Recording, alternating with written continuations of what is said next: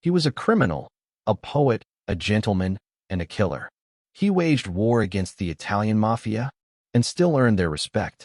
He was loved by Harlem's poor and feared by Harlem's elite. He walked with Malcolm X, dined with politicians, and ruled a criminal empire from the shadows. His name was Ellsworth Bumpy Johnson, and yet, the world only knows a fraction of his story. Not the myth, not the Hollywood version, but the man who rose from the Jim Crow South to become the most powerful black gangster in American history. This is the untold story of Harlem's true godfather and the brutal empire he built. Chapter 1. From Charleston to Harlem. The boy stood barefoot on the cracked wooden porch, staring out at the hot South Carolina dust, his fists clenched behind his back. His real name was Ellsworth Raymond Johnson, but no one used it, not even his mother. Folks around the block just called him Bumpy, a cruel nickname for a cruel reality. The egg-sized bump on the back of his head wasn't just a mark, it was a reminder of fights, of differences, of the battles he'd have to fight just to be taken seriously. It was the spring of 1920, and Charleston was already burning, not from fire, but from a heat that rose out of the earth like judgment. Segregation choked every street like thick smoke. Colored kids knew the rules. Eyes down, voices low. Dreams? Keep those buried. But Bumpy was different.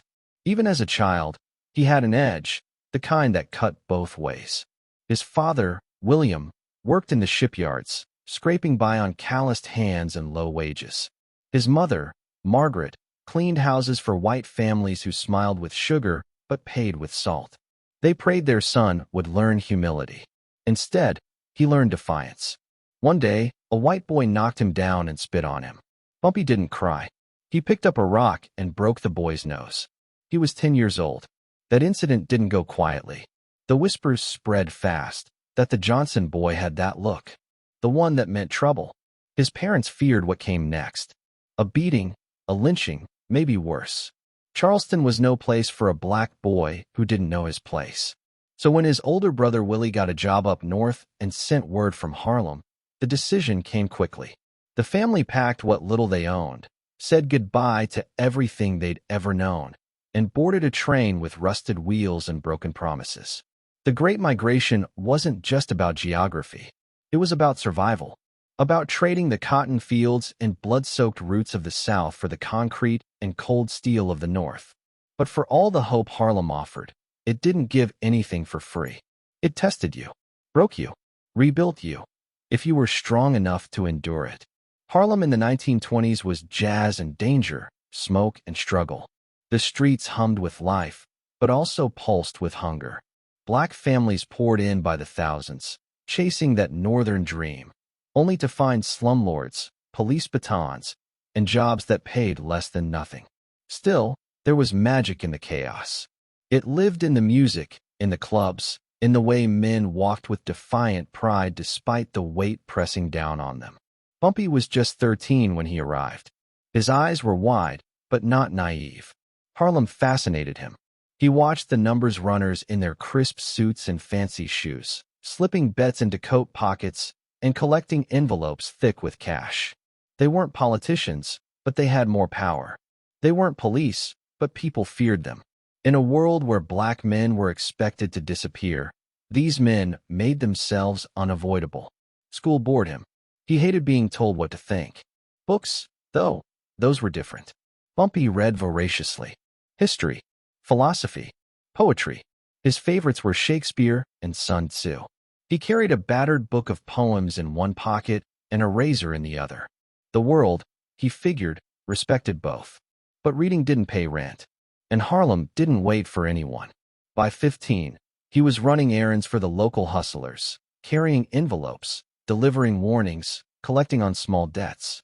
Nothing big, but enough to earn his stripes. He moved quietly, listened more than he spoke, and when trouble came, he didn't flinch. One night, outside a pool hall on 135th Street, a man pulled a knife on Bumpy over a gambling dispute. The blade caught his shirt but missed his skin. Bumpy didn't hesitate. He smashed a bottle on the man's head and walked away before the body even hit the ground. No swagger, no speech, just silence. That was his signature. By 16, his reputation had outgrown his age. Older men took notice. Some saw promise. Others saw a threat. Harlem's underworld wasn't organized yet, not the way it would be. But there were rules, spoken in whispers and enforced in blood. You didn't step out of line. And if you did, you'd better be ready to defend it with your life. Still, Bumpy wasn't reckless. He didn't crave chaos for its own sake. What he craved was control. In a world that constantly told black boys they were powerless, Bumpy Johnson wanted to prove otherwise. He didn't believe in fate. He believed in force, the kind that came from intellect, patience, and knowing exactly when to strike. The turning point came in the winter of 1927. Bumpy was working for a small-time bookmaker named Charlie Silvertop Montgomery, a flashy gambler with more charm than brains. Silvertop was deep in debt to the wrong people, men with accents and scars. One night, he vanished, leaving Bumpy alone with a ledger full of unpaid bets and a knock at the door that sounded like Judgment Day. They came in suits, with slick hair and eyes like ice. Italian, calm, deadly. One of them lit a cigarette and asked if Bumpy knew where the money was. Bumpy didn't blink. He told them Silvertop was gone, probably dead. The room went quiet. Then the man laughed. Not mockingly, but with surprise. He said, "You've got balls, kid." And just like that, Bumpy walked out alive. Word spread. That was the first time Bumpy dealt with the Mafia face-to-face, and survived. It wouldn't be the last. The older hustlers started giving him more work. Real work. Extortion, collections, protection. He wasn't the biggest or the fastest, but he was the one they feared most. Because Bumpy never raised his voice, never showed his hand. His calm was unsettling, like still water before a hurricane. At home, his parents barely recognized him. He still read books, still spoke softly, but there was a coldness behind his eyes now. Not bitterness, just calculation, like he was always 3 moves ahead. The streets taught him lessons no school ever could. That loyalty was currency. That violence, when used surgically, solved more problems than it created. That power wasn't given, it was taken. Quietly, deliberately, one corner at a time. By the time he was 18, Harlem was changing again. Prohibition was in full swing. The money was flowing like whiskey, fast, illegal, and dangerous. And at the top of the Harlem game was a woman who would change Bumpy's life forever. Her name was whispered in awe and fear. Stephanie St. Clair, the Queen of Numbers. She ran the most powerful policy operation in Harlem, and she didn't take kindly to competition, especially not from the Italian mobsters trying to muscle into her territory. Bumpy had never met her, but he'd heard the stories. She was sharp, ruthless, and impossibly elegant. She also needed someone young, hungry, and fearless to handle business when negotiations broke down. Bumpy didn't know it yet, but he was being watched closely. One evening, a man approached him outside a jazz club. Tall, quiet, dressed in gray. He handed Bumpy a folded note and walked away. It read, "Come to 409 Lenox. Tomorrow, noon. Don't be late." No name, no explanation, just a time and a place. Bumpy stared at the paper for a long moment, then tucked it into his pocket. He didn't ask questions. He showed up. What waited behind that door would change the course of his life and the fate of Harlem itself. But in that moment, standing under a flickering street lamp with Harlem buzzing behind him, Bumpy Johnson was still just a boy from Charleston, a boy who had outrun the South, outthought the streets, and was now walking into a room where legends were made and where most never walked back out. Tomorrow would decide everything. Chapter 2, The Making of a Street Legend. From The Untold Story of Bumpy Johnson, the real Godfather of Harlem. The man lay face down in the alley behind the Lafayette Theater, blood pooling beneath his cheek. Sirens howled somewhere in the distance, but no one moved. No one ran. Because in Harlem, the only thing more dangerous than getting caught was being seen. A crowd had gathered but kept its distance, not from fear of the police, but fear of the man who had done it. A quiet boy in a clean gray suit, a book of poetry in his pocket, and brass knuckles still warm in his hand. That boy was Bumpy Johnson, And this was the night Harlem started saying his name with something between reverence and warning. But legends don't begin with blood. They begin with whispers. And Harlem in the late 1920s was alive with them. The streets were thick with jazz and tension, a place where dreams floated through smoky clubs while bodies disappeared down alleyways. It was beautiful and cruel. To understand how Bumpy rose, you have to understand what he saw. At 17, he spent more time in pool halls than classrooms. Not to gamble, but to study. Every corner of Harlem had its own rhythm, its own rules. And inside those dim, sweat-slicked rooms, power moved in silence. Men spoke in code. Debt was settled in whispers. Violence came dressed in silk. If the streets were a chessboard, the pool hall was the war room. Bumpy stood at the edges, always watching, always calculating. And slowly, he began to move pieces of his own. His first hustle was simple, playing the odds. He'd memorize the numbers people bet in the neighborhood and predict what days they'd get paid. When a man looked too eager, Bumpy would slip in first, playing the same number for himself. If it hit, he'd collect quietly. If not, he still had time to hustle something else. It wasn't glamorous, but it taught him how to read people, how to see desperation before it showed on the surface. The numbers racket was Harlem's heartbeat, an underground lottery run by black entrepreneurs long before the state ever touched it. It was more than gambling. It was hope sold by the penny. A way out, or at least the illusion of one. And while police turned a blind eye for the right price, the Italian mob watched with hungry eyes. Stephanie St. Clair, Harlem's reigning queen of numbers, controlled most of it.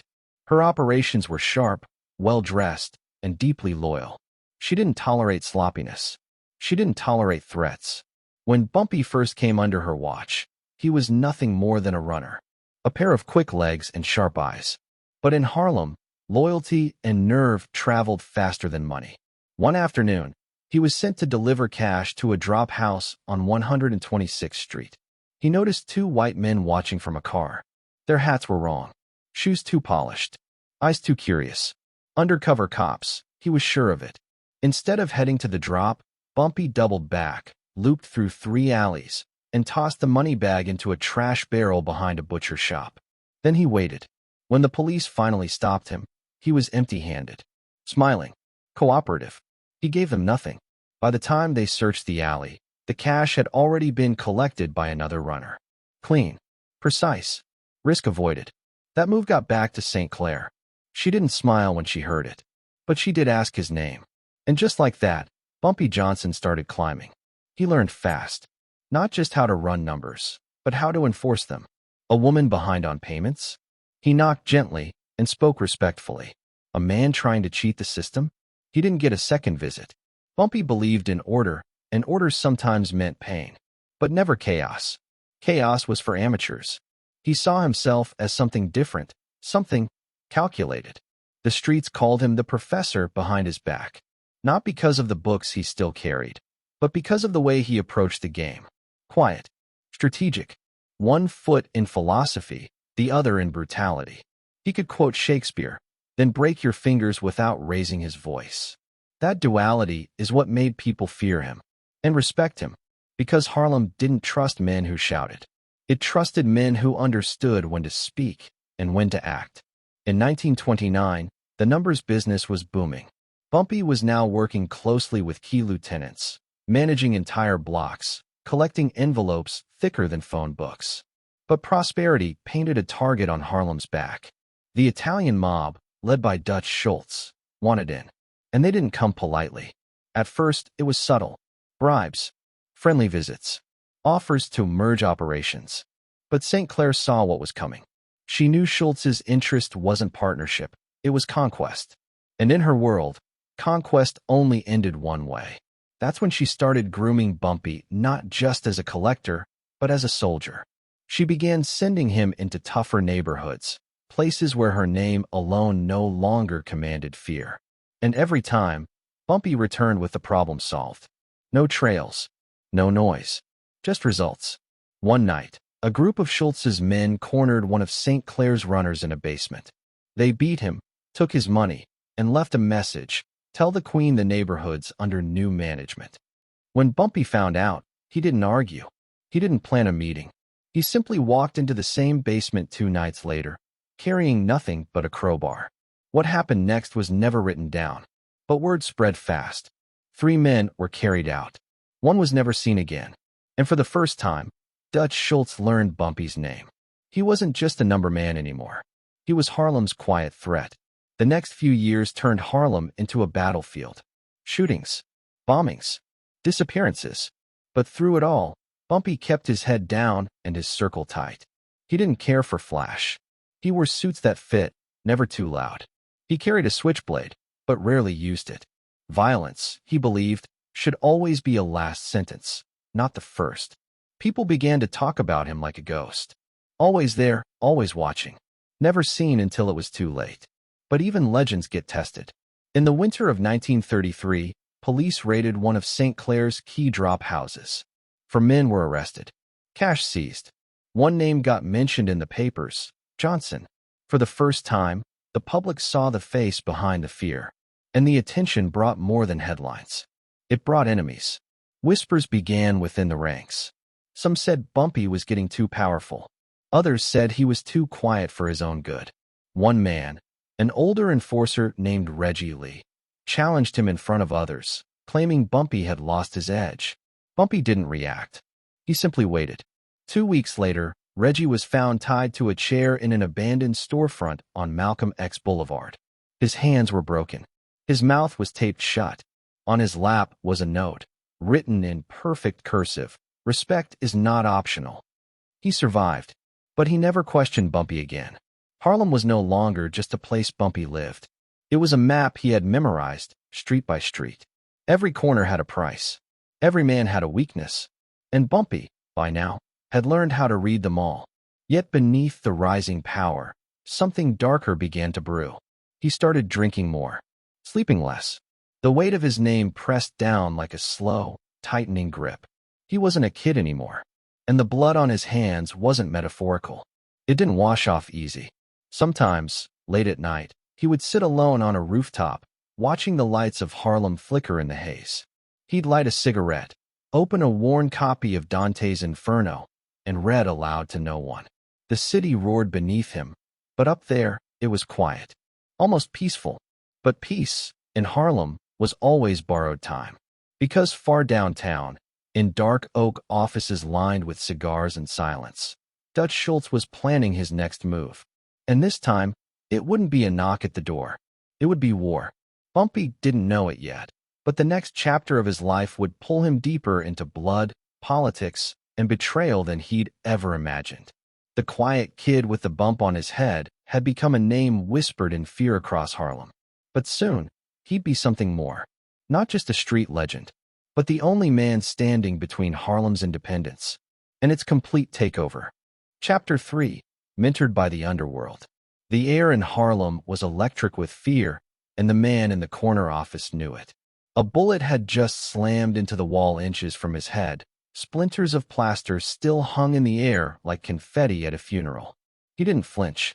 He lit a cigarette with trembling fingers, more out of habit than defiance. Outside, the street buzzed with whispers of a war brewing. Not just any turf war. This was about something deeper. Control, power, respect. And one man was about to step into a firestorm that would define him for the rest of his life. Long before he was feared, Bumpy Johnson was hungry for something bigger than what Harlem's crowded tenements could offer. The streets taught him to fight, but now he needed something else: strategy, discipline. A mentor who saw more than just a scrappy kid with a short temper and fast fists. That's when the Queen found him.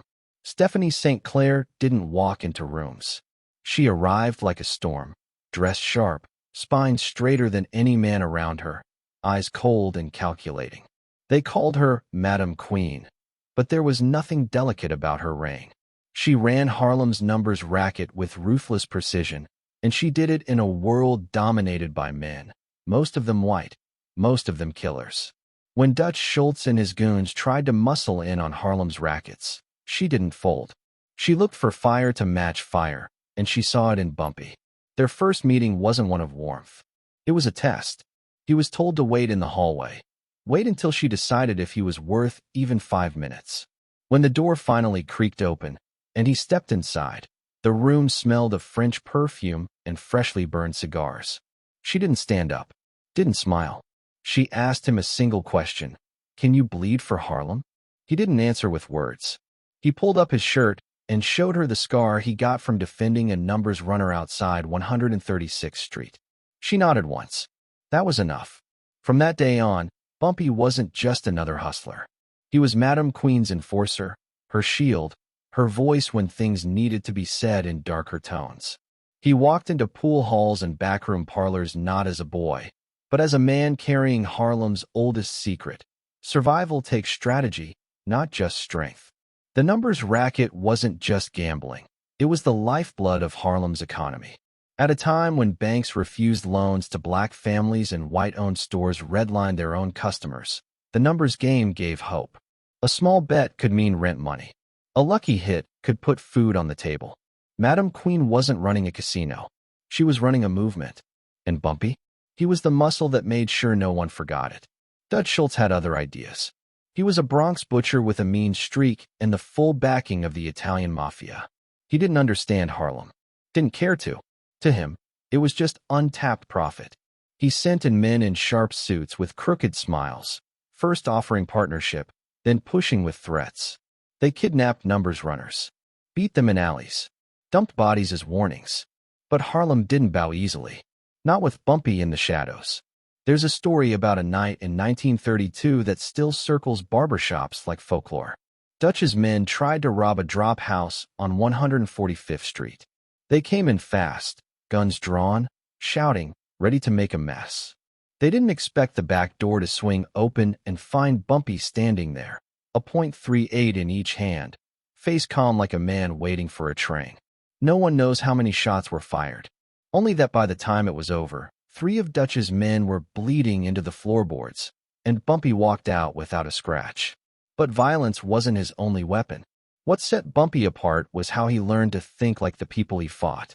He studied Dutch, read reports, watched habits. He knew where his men drank, where they slipped envelopes to crooked cops. He built a map in his head of Dutch's empire, then found the cracks and tapped them, one by one. It wasn't about winning fast. It was about bleeding the enemy slow. Stephanie watched all this with quiet pride. She didn't coddle. She didn't praise. But she trusted Bumpy in ways she trusted no one else. They'd meet in shadowed corners of nightclubs or over thick ledgers in smoky parlors. She taught him not just how to fight, but when. Not just how to collect, but who mattered enough to protect. Her lessons were hard. One day, she let a rival runner go free even after he skimmed thousands. When Bumpy asked why, her answer was simple. Because some enemies aren't worth making. The world's watching. So act like a queen, not a thug. But pressure kept building. Dutch wasn't going away, and his connections were spreading like a sickness. He paid off judges, bribed detectives, started dropping Harlem names on Mafia payrolls. It wasn't just business now, it was war. A quiet, dirty, relentless war that dragged Harlem's soul through the gutter. Bumpy saw it changing him. He used to walk with swagger. Now he moved like prey and predator in one. Always scanning. Always calculating. The pool halls he once laughed in became tension chambers. The corner kids who admired him started copying his scowl. He hated what was happening, but he understood it. Power doesn't just stain your hands. It seeps into your bones. One night, after a bloody shootout left another of their crew dead, Bumpy sat alone on the rooftop of a brownstone. Harlem stretched beneath him like a sleeping animal, dangerous even in stillness. Stephanie joined him, silent for a while. Then she said something he never forgot. You fight for Harlem, but one day Harlem will fight you. And when it does, remember who you were before all this.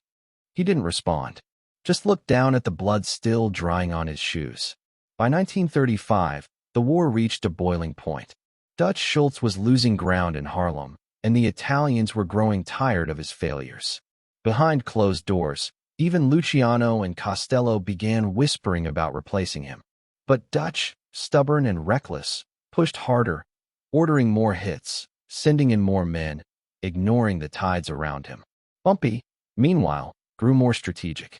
He stopped reacting and started anticipating. He created diversions, paid off the right cops, kept the community close. To Harlem, he wasn't just a gangster anymore. He was a guardian, a symbol, a man who stood between them and the chaos clawing at their doors. But symbols come with targets. Late one summer evening, as Bumpy walked alone down Lenox Avenue, a car slowed beside him. Windows tinted. No plates.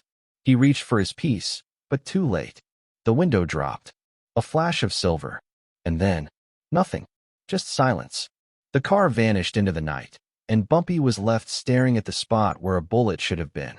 It was a warning. Not from Dutch. Not from Harlem. From someone else. Someone watching. Someone powerful. And as the streets grew quieter in the days that followed, a question began to whisper beneath Harlem's breath. Was Bumpy playing a bigger game than even he realized? The Queen knew, but she wasn't saying a word. Not yet. Chapter 4, The Harlem Power Struggle. Blood stained the curb on Lenox Avenue, and the smell of gunpowder still lingered in the warm summer air. A young boy, maybe no older than 10, stared silently at the body sprawled face down near the stoop of a brownstone. Sirens screamed in the distance, but no one ran. Not anymore. In Harlem, death was as common as jazz notes floating from smoky windows.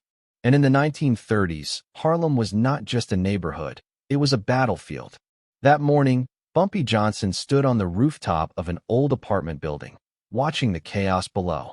His arms were crossed, his fedora tilted low, and his eyes fixed on the spot where another black policy runner had just been gunned down. This was not just turf war, it was a warning.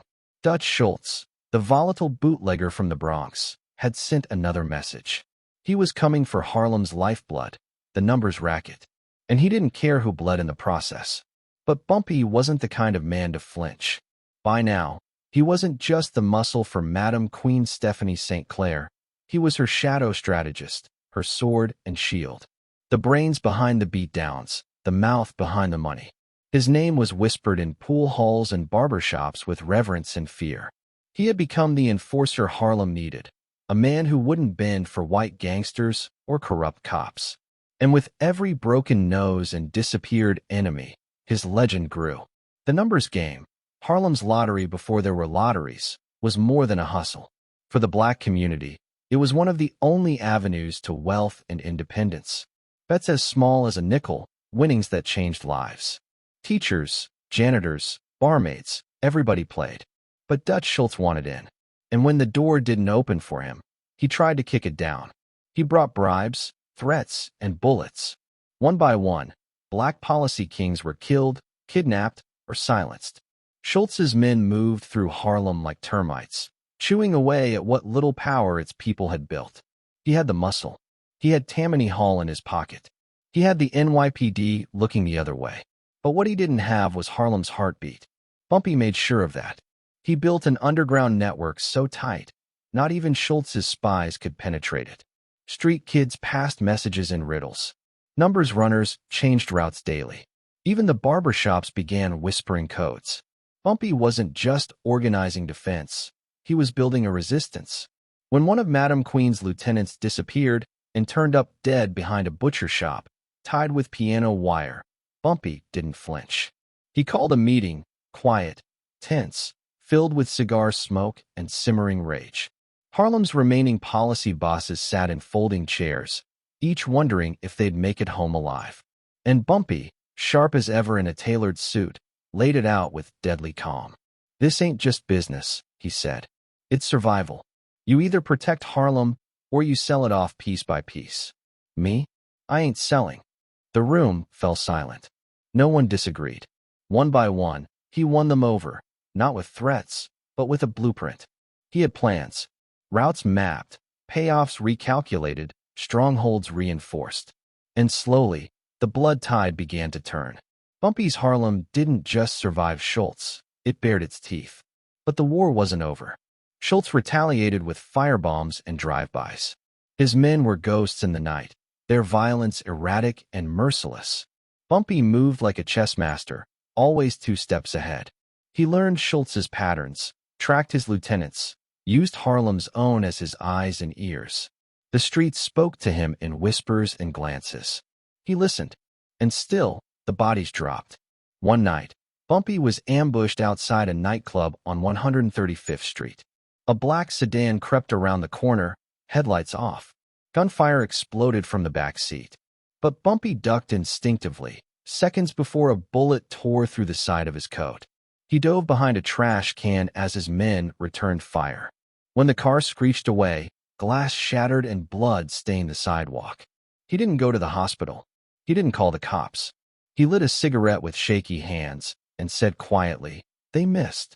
And the next day, he went back to work. There was something magnetic about Bumpy's fearlessness. He didn't puff his chest or scream threats. He didn't posture like the white gangsters uptown. He moved like a shadow, sharp, calm, relentless. People followed him because they believed he'd bleed before he bent. Even as bullets flew, Bumpy didn't blink. Harlem had found its protector.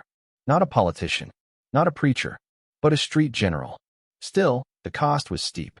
Every week brought another funeral, another mother in black, another child left fatherless. Bumpy carried those losses in silence. He never showed it, but those close to him said he started sleeping with the lights on.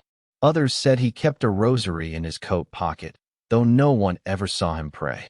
He knew the weight of what he was doing. He wasn't naive, but he also knew Harlem couldn't win by playing fair.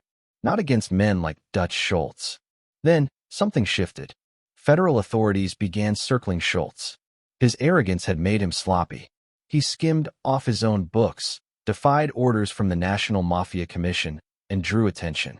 Rumors swirled of indictments, betrayals, and a mob hit. The wolves were closing in, not just from Harlem, but from inside his own house. Bumpy sensed the moment.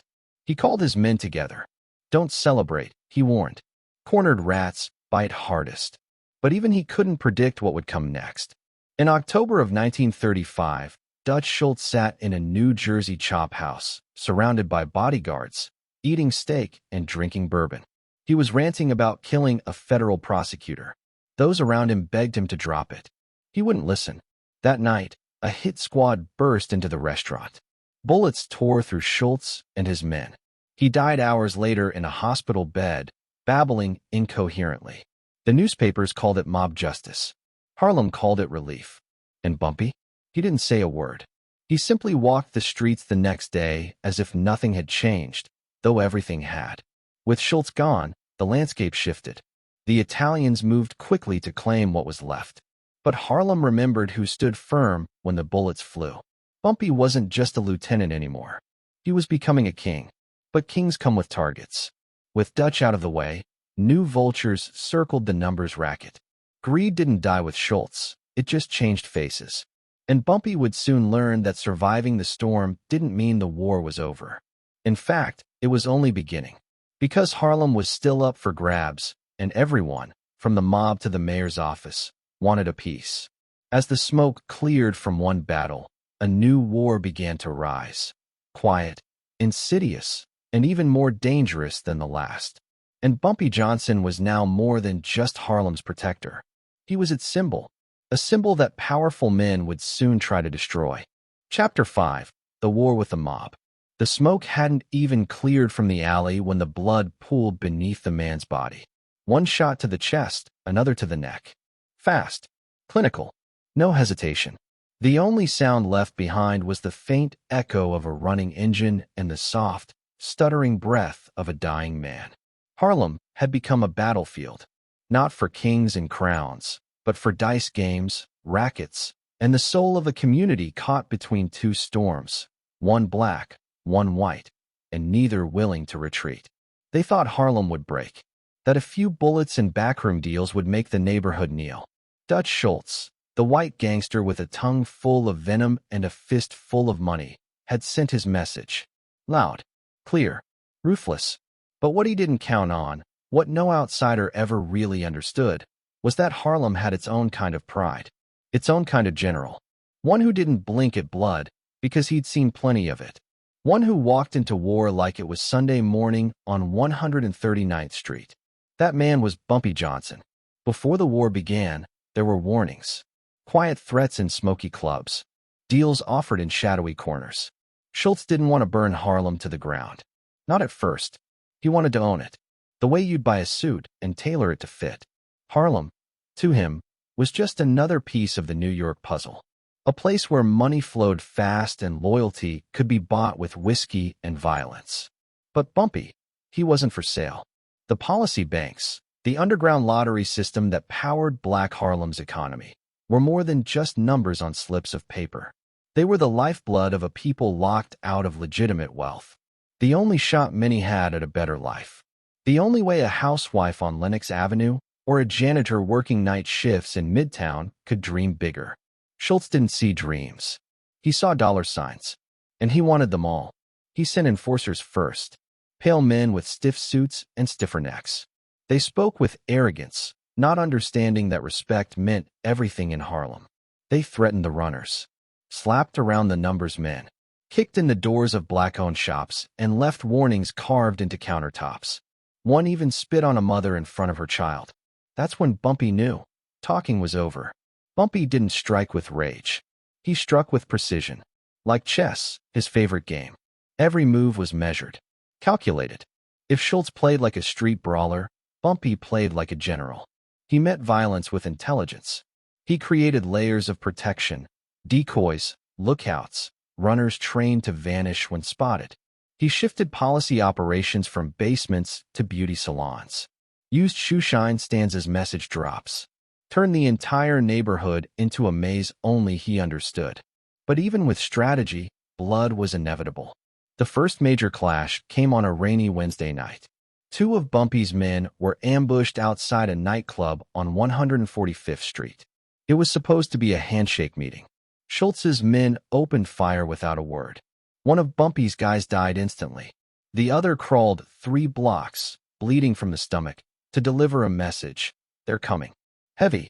It was no longer business. It was war. For weeks, Harlem pulsed with tension. Doors closed early. Children were ushered inside before sunset. Every creak of a stairwell could have been a trap. Bumpy didn't flinch. He met with his lieutenants in funeral homes and jazz clubs. He wore tailored suits and calm eyes, but his heart beat like a war drum.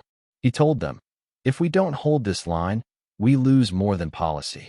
We lose the right to walk our own streets. He knew the risks. He wasn't just taking on Schultz. He was taking on a machine, a syndicate of white gangsters backed by judges, cops, and crooked unions. But Bumpy had something they didn't. Harlem itself. The people. The pulse. The memory of being exploited, ignored, and stomped on. He wasn't just defending turf. He was defending identity. One night, they hit back. Schultz had a warehouse near the Hudson, where his runners processed bets and laundered cash. Bumpy sent in 5 men dressed as janitors. They didn't just torch the place. They left notes pinned to the walls with straight razors. Stay out of Harlem. The message was brutal, clear, and surgical. Schultz raged. He doubled his attacks. Men with Tommy guns sprayed storefronts, ripped apart family-owned joints, and terrorized policy runners. But with every strike, Harlem's resistance grew sharper. Bumpy moved like a ghost. Every corner he turned, someone was watching his back. Shoeshine boys, bellhops, elderly women with steel in their eyes. They weren't soldiers, but they believed in him. Even as the war raged, Bumpy remained calm. Always reading, always strategizing. They said he'd sit in a barber shop, waiting for news, flipping through poetry books. When a runner burst in with an update, he'd listen, nod, and calmly say, "It's time to move the bishop." But not all battles were fought in the streets. City Hall began to whisper. Schultz had friends in high places, judges who owed him favors, cops who owed him money. And yet, the more he tried to crush Bumpy, the more public support Bumpy earned. Word spread fast. This wasn't just a gangster. This was a protector, a defender of Harlem's backbone. Then came the attempted assassination. Late one night, Bumpy was leaving a friend's apartment near Sugar Hill. A black car pulled up. No headlights. 4 men stepped out, guns drawn. Bumpy's instincts kicked in. He dove behind a parked truck as bullets riddled the sidewalk. He returned fire, but it was chaos. Tires screeched. Screams echoed. By the time the smoke cleared, 2 of the attackers lay bleeding. One escaped. Bumpy had a graze on his arm and a message for Schultz. If you're going to try and kill a man, he said later. You best not miss. From that point on, it was a powder keg. The city teetered. Schultz wanted to flatten Harlem. Bumpy wanted him gone. And then, like fate intervening, everything changed. The authorities, tired of the public bloodshed, turned their gaze on Schultz. Tax charges, federal investigations, political heat. It wasn't loyalty or justice that undid Dutch Schultz. It was timing. And while the law crept in, Bumpy tightened his grip. He began working with Stephanie St. Clair again. Together, they rebuilt what had been broken. Schultz's grip weakened. His men grew scared. Some defected. Others disappeared. And Harlem, slowly, began to exhale. The war had been ugly. But it proved something. Harlem wouldn't bow. Not to bullets. Not to bribes. Not to men who saw them as less than human. Bumpy didn't claim victory with parades or speeches. He just kept moving. Quietly. Powerfully. Like a shadow under the street lamp. His war wasn't about ego. It was about protecting the only place that ever gave him a name worth dying for. But even as Dutch Schultz faded, a darker, more calculated force waited in the wings. One that didn't fire wildly in the streets.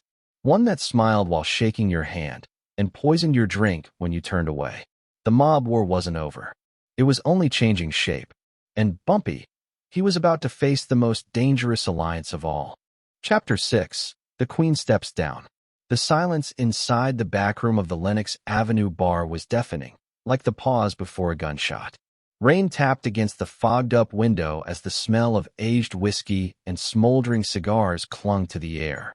In the center of the room sat the Queen herself, her eyes fixed, not on the man across from her, but on the weight of the decision resting on her chest like a loaded revolver. Madame Stephanie St. Clair had ruled Harlem's underworld for nearly 2 decades. And tonight, with one quiet nod, she was about to give it all away. Outside, Harlem pulsed like a living organism, gritty, vibrant, volatile.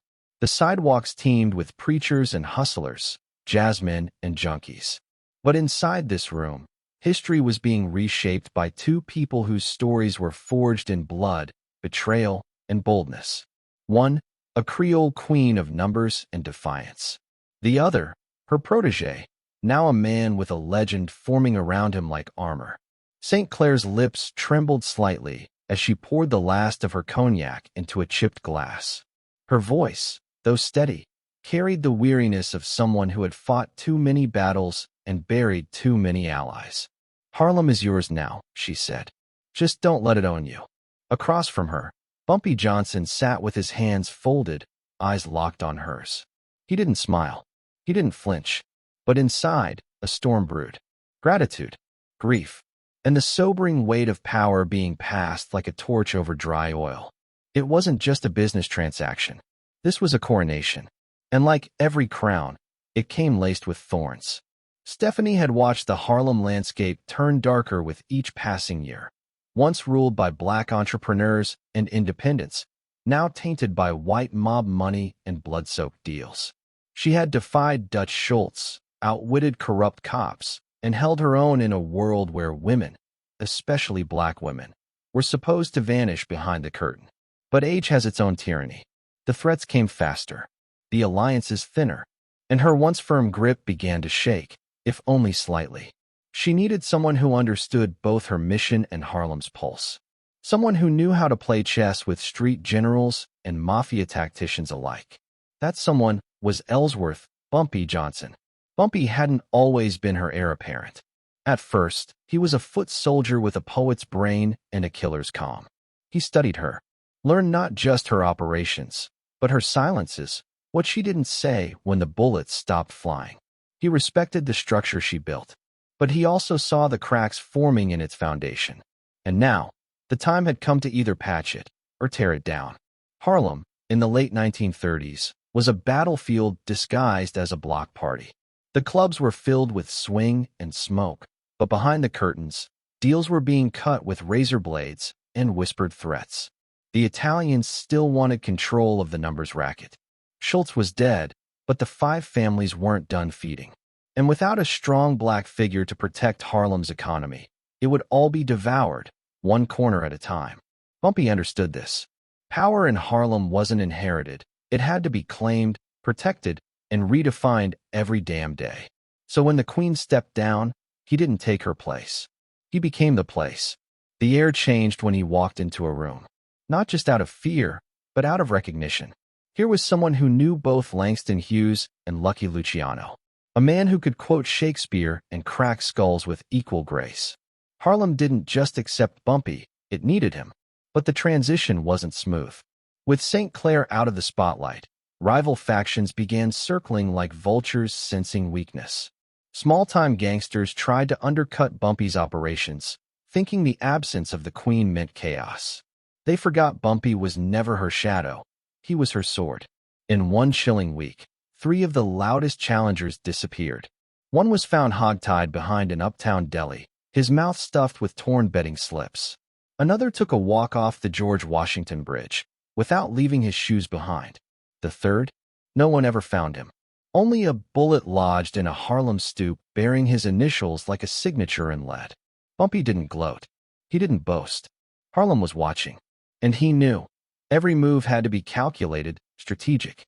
This wasn't about violence. It was about message. About structure. About keeping Harlem's backbone from snapping under mob pressure. He kept Madame St. Clair on as an advisor, even when she withdrew from the street's edge. Out of loyalty. And out of respect. But make no mistake, he was the king now. What set Bumpy apart wasn't just his ruthlessness. It was his ability to understand the nuance of community politics. He gave loans to struggling shopkeepers, paid bail for local kids, and always made sure rent collectors didn't strong-arm single mothers. His power didn't rest solely in bullets. It rested in balance. The Italian mob sent envoys to test him. They smiled over espresso, made subtle threats, and offered partnerships that were nothing more than velvet-lined cages. Bumpy listened, smiled back, and reminded them, without saying it directly, that Harlem wasn't for sale. One night, after a tense meeting with a Genovese lieutenant, Bumpy walked out onto the street and lit a cigarette. The moon cast long shadows over the brownstones. His right-hand man asked if they should retaliate. Bumpy exhaled slowly. No, let them wonder if we will. That's how he worked. Not through noise, but through silence that crackled with intent. Still, the stress mounted. Harlem was never a single kingdom. It was a puzzle made of jagged pieces, some loyal, some treacherous, all waiting for the moment the king blinked. Bumpy had to move constantly, keep ears in every alley, hands in every pocket, and hearts, if not loyal, at least indebted. By late 1939, Bumpy Johnson had fully taken the reins of Harlem's criminal empire. The numbers game thrived. The streets, while still dangerous, had a rhythm, one controlled by his pulse. But the game was evolving. Narcotics were creeping in. Young bloods with itchy trigger fingers and no sense of diplomacy were rising fast. The old rules, crumbling. And Bumpy knew, if he wanted to survive, he'd need to be more than a boss. He'd need to become a myth. One winter evening, a reporter from a local black newspaper tried to corner him outside Small's Paradise. People say you're just a new Dutch Schultz, blackface version. What do you say to that? Bumpy paused, took off his fedora, and leaned in close enough for the man to smell the whiskey on his breath. I say Dutch bought Harlem. I built it. That's the difference. The article never ran. But the quote? It passed from mouth to mouth like scripture.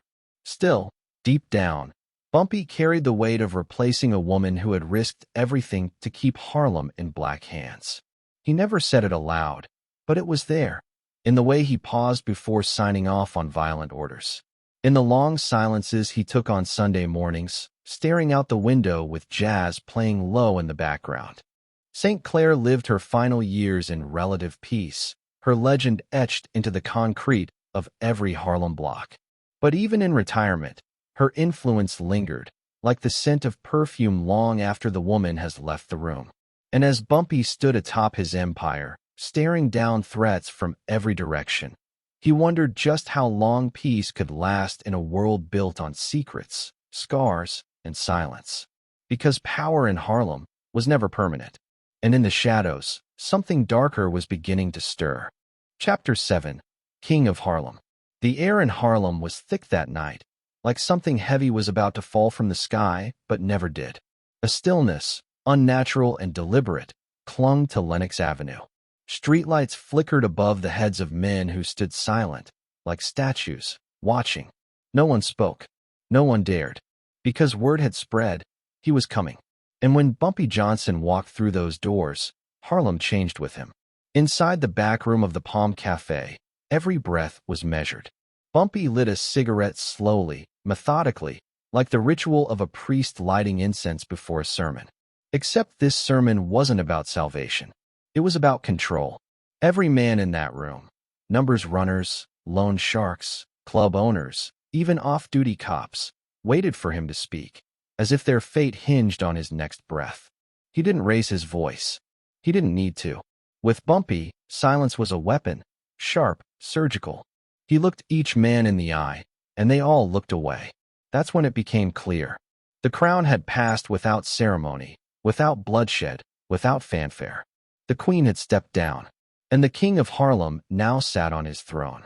But this rise didn't happen overnight.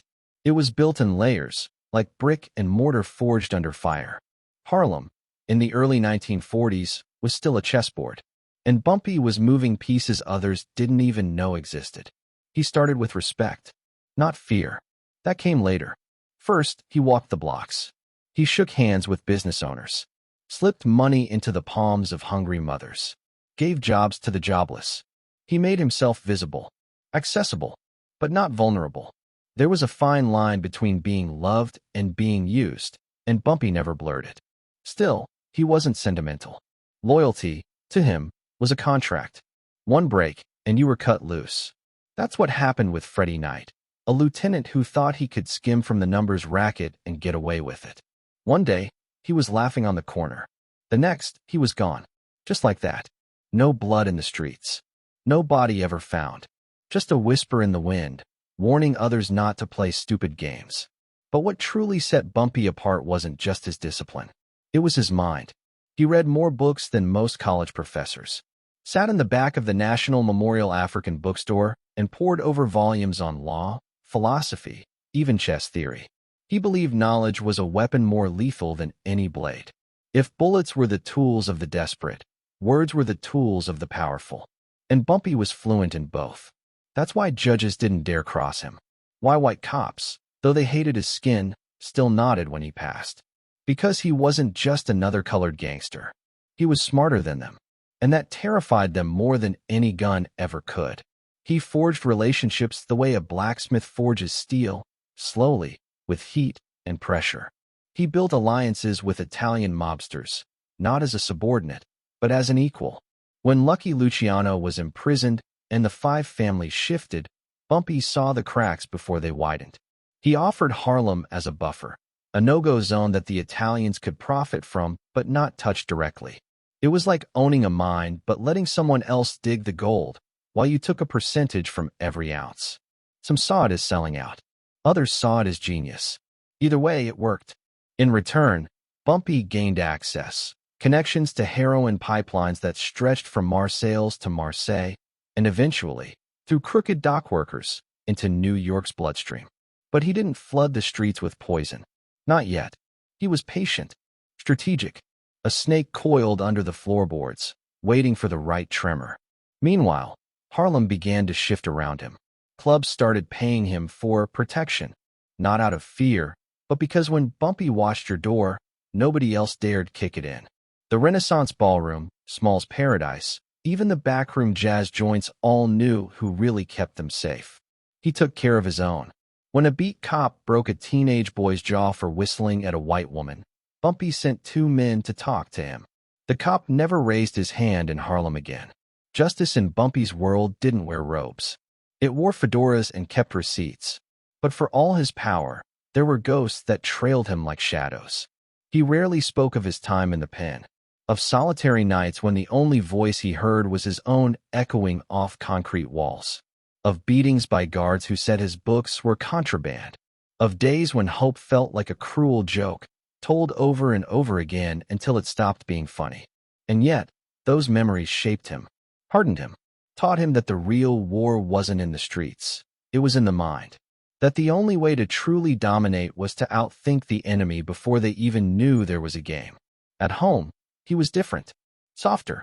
He'd read poetry to his daughter, listened to Sarah Vaughan records in the dark, eyes closed, like the music healed something raw inside him. His wife knew the man beneath the suit, the one who wrestled with guilt over every young kid who idolized him, not knowing the cost. Because power doesn't just elevate, it isolates. There were nights Bumpy sat alone, drink in hand, staring out the window at a city he controlled but never truly belonged to.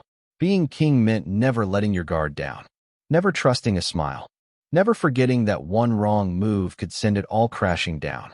And those moves were coming. Fast. The Italians were growing restless. Some didn't like Bumpy's independence. They wanted him under their thumb, or gone. Meanwhile, Harlem was shifting. A younger generation was coming up, more reckless, more hungry, more willing to shoot first and talk later. There was a growing tension in the air, like a string pulled too tight. One whisper, one gunshot, and everything could unravel. Still, Bumpy held his ground. He met with capos behind closed doors, made quiet deals with politicians looking for votes, bribed cops to look the other way. He controlled Harlem not just with muscle, but with memory. People remembered what happened to those who crossed him. And memories, unlike threats, never wore off. But even kings bleed. One evening, he stepped outside his favorite restaurant, Sylvia's, and heard a click behind him. He turned, fast, just in time to see the gun jam. The shooter ran. Bumpy didn't chase. He just stood there, heart pounding like a drum in his chest, staring at the spot where death almost greeted him. It was a reminder. Even legends have expiration dates. So he doubled down, hired more men, cut ties with anyone who seemed disloyal, made examples of those who got sloppy. The king of Harlem wasn't going to be dethroned easily. Not by a coward with a cheap pistol. Not by anyone. Still, something was changing. He started noticing more unmarked cars on his block, heard whispers of wiretaps, saw familiar faces turn cold. The streets were shifting beneath his feet. Harlem was no longer just his kingdom, it was a minefield. And yet, Bumpy walked it like he always had. Head high, shoulders squared, daring anyone to try him. Because in a city where power was currency and fear was the language, Bumpy Johnson was fluent. He didn't just survive the game. He rewrote the rules. But behind that strength, behind the sharp suits and sharper words, was a man who knew that every throne has a trapdoor. And sometimes, the ones closest to you are the ones holding the key. The streets of Harlem pulsed with life that night. Music, laughter, sin. But beneath it all was an unspoken truth, murmured through alleyways and whispered in bars. The king was still alive. For now. Chapter 8. Dealing with the Italian Mafia. It was a cold winter night in Harlem. Slick streets glistening beneath broken street lamps, the sharp bite of wind slicing between brownstones. Inside an unmarked restaurant on Lenox Avenue, two worlds were colliding over a bowl of minestrone and a glass of cognac.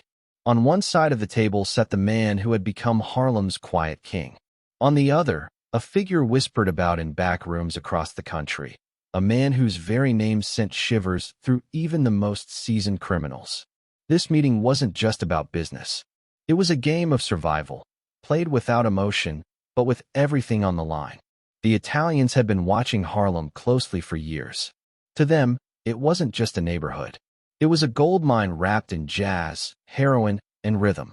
And now, with Bumpy Johnson sitting at the center of it, Harlem had something it hadn't seen before: organization, discipline, power wrapped in a three-piece suit and steely restraint.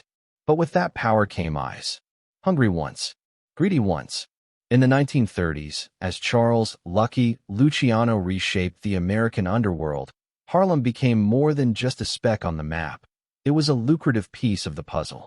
Luciano wasn't like the old-school bosses. He believed in structure, cooperation, and cold efficiency. He saw Bumpy not just as a black gangster in a black neighborhood, but as something more dangerous, a man who could think like him. The first time they met, it wasn't in a smoky backroom or over a bloodied body. It was quiet, calculated, a meeting of minds. Luciano didn't smile much. But when he saw Bumpy walk in with that slow, confident stride, like a man already in control of his fate, he knew what he was dealing with. Bumpy wasn't some small-time hustler begging for territory. He was Harlem's gatekeeper, and if the Italians wanted in, they had to come through him. But it wasn't friendship, not even close. It was business, a tense handshake held together by mutual benefit and mutual distrust. The Italians controlled the ports, the pipelines, the connections to Europe. Bumpy controlled the streets, the corners, the dealers, the soldiers.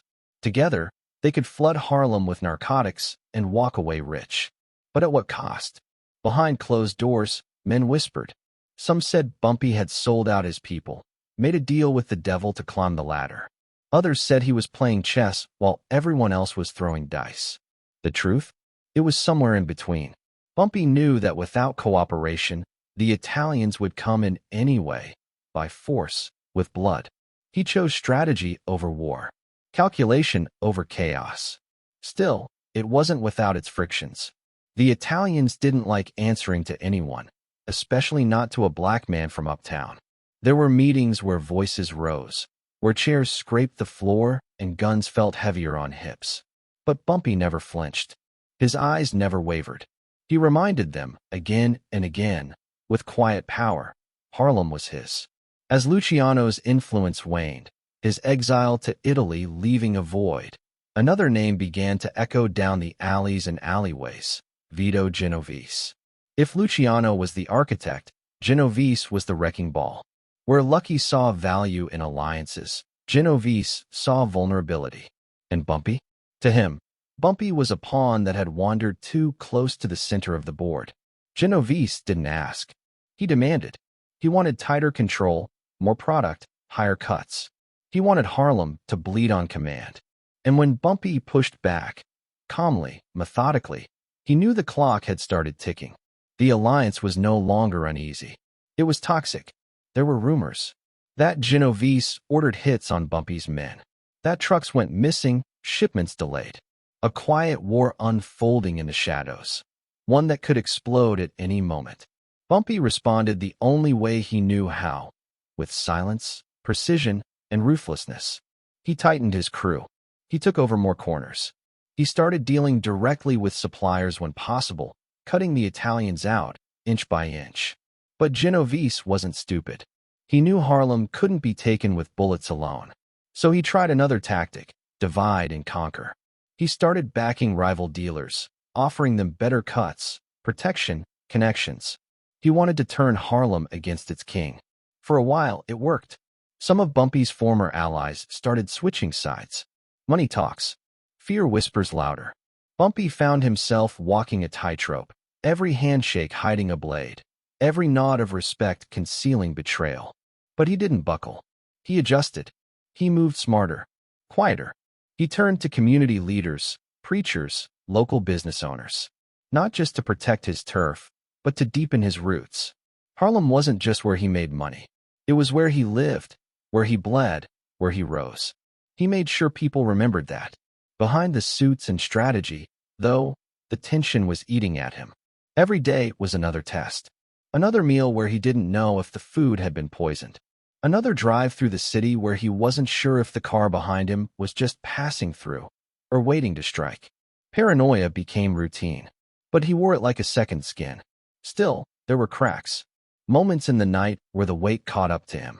He'd sit in the dark, cigarette smoke curling like ghosts around his thoughts, and wonder, how long could he keep this up?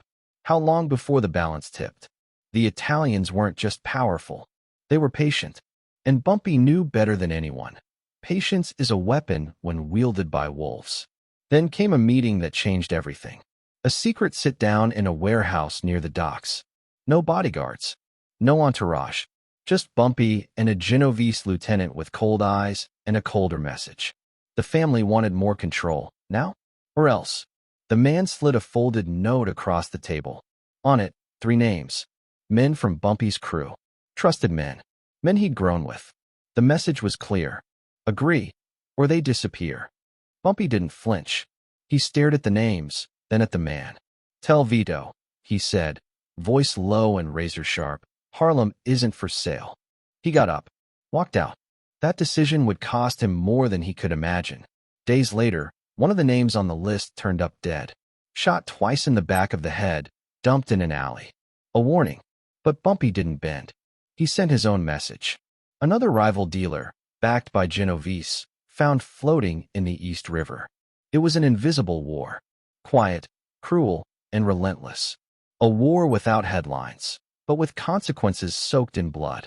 Bumpy's alliance with the Italians had turned into a cold standoff, a game of nerves where every move could trigger the end. And yet, Harlem stood by him. Through the fear, the whispers, the mounting body count, his people saw something the Italians didn't. He wasn't just a gangster.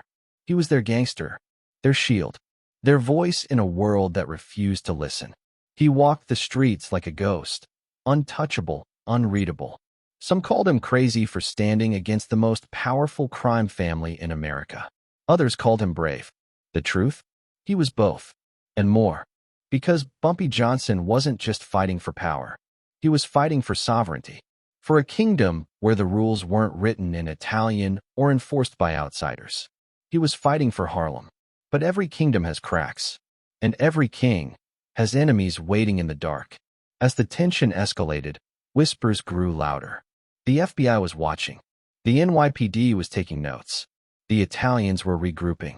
And Bumpy? He was planning his next move. Because in this game, survival wasn't enough. He wanted control, and he was willing to bleed for it. The question was, how much more could Harlem take before it shattered? And who would be left standing when the smoke finally cleared?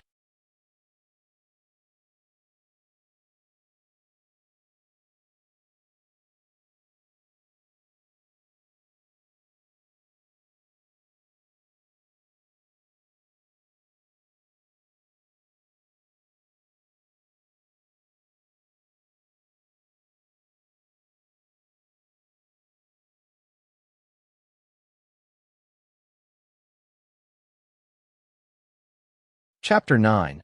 The Gentleman Gangster. Harlem, late 1940s. A shadow flickers across the street lamps. A man in a crisp, three-piece suit steps out of a Cadillac, leather shoes tapping softly on wet pavement. In one hand, an ebony cane with a silver handle. In the other, a worn copy of Shakespeare's Macbeth. He tips his hat to a passing mother. She smiles, but her eyes linger, respect and fear dancing together. That man is Bumpy Johnson. And in this world, he doesn't need to shout to be heard. By day, he is elegance and etiquette. By night, he rules Harlem with velvet fists wrapped around iron intentions. People called him the Harlem Godfather, but in truth, Bumpy was something far rarer, an outlaw philosopher. A criminal with a conscience. He could quote Baldwin before breakfast and threaten a rival into exile by dusk.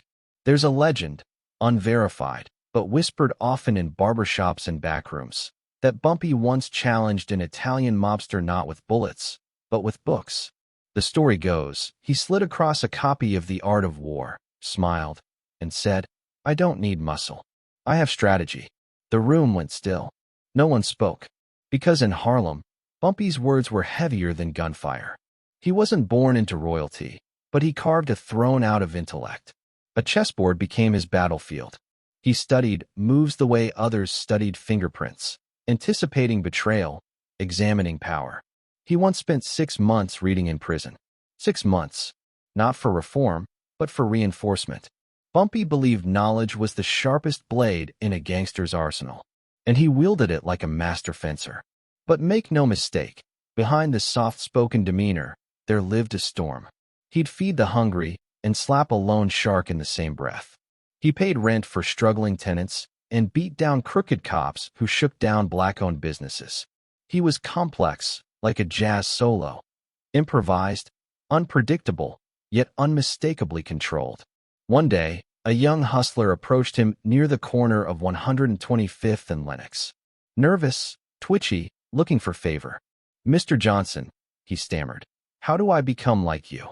Bumpy looked him over, cheap shoes, hungry eyes, and replied, "First, learn to read people. Then, read books. The rest? Survival." That was his brand of mentorship. Brutally honest. No illusions.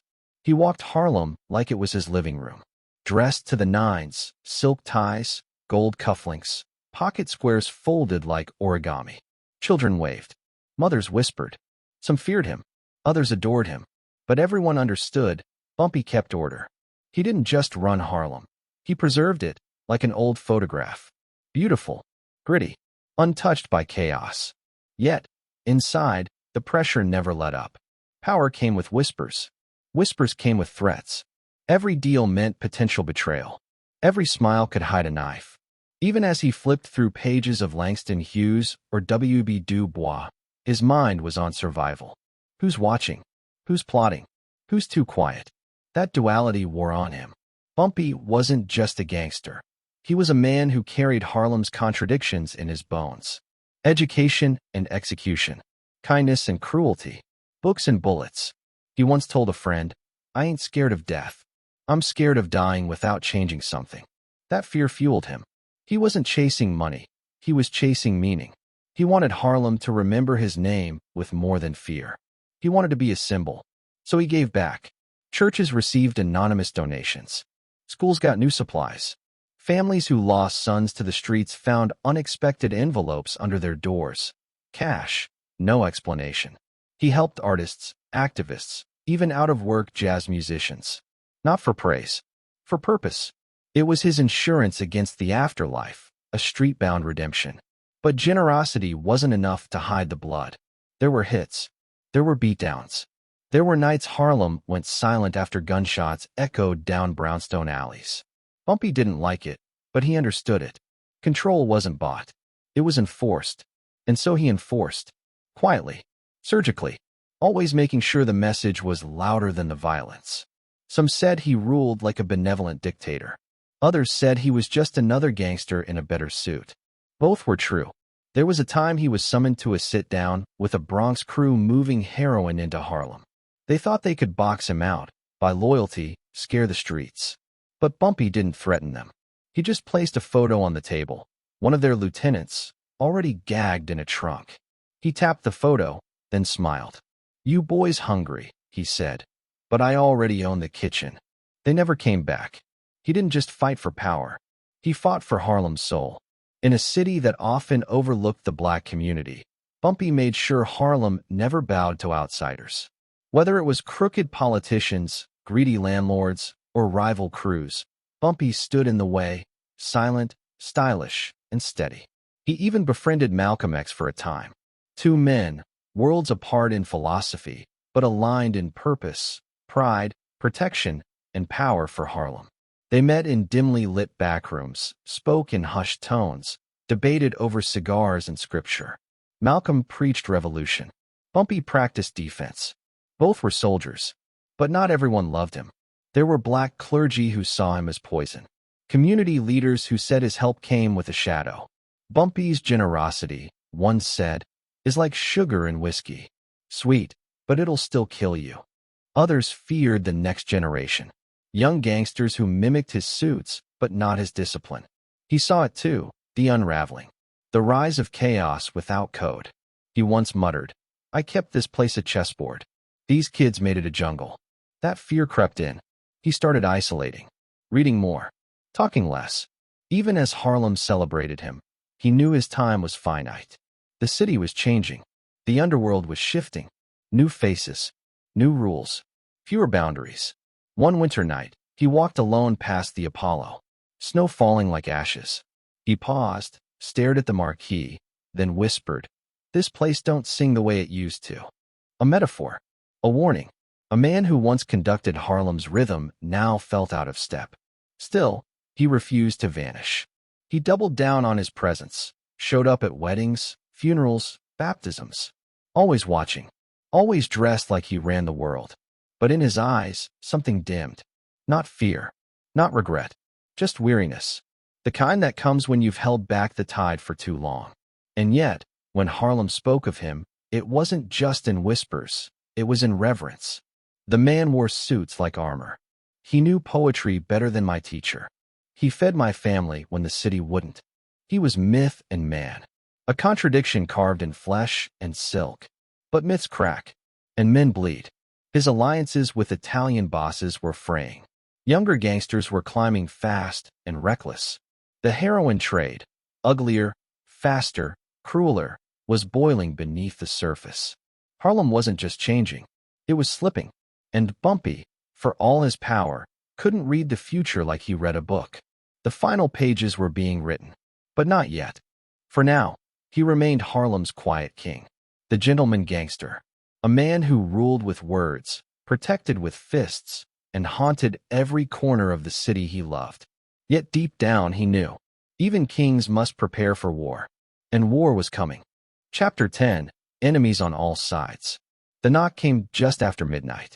3 sharp raps on the back and trance of a Harlem brownstone. No words, just the sound. Quick, decisive. A signal. Inside, a man sat still, cigarette burning low between his fingers, barely blinking. He didn't flinch. He knew what it meant. Someone had crossed a line, and tonight, someone might die for it. By the early 1950s, Bumpy Johnson was no longer just a name whispered in pool halls or shouted on corners. He was the name. But being king came at a price, and Bumpy was starting to feel the cost.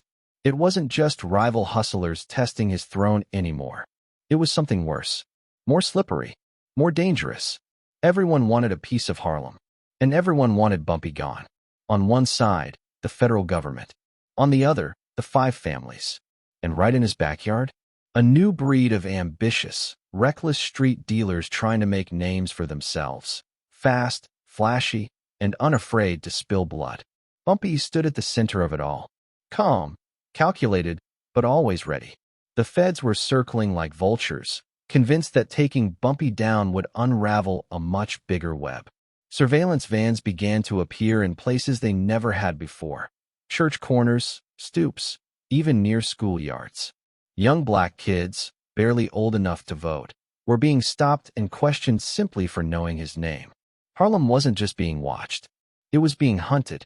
But what the feds didn't understand, what they never seemed to grasp, was that Bumpy wasn't just a criminal. To Harlem, he was something far more complicated. He was protection. He was order. He was the man you went to when the police slammed the door in your face.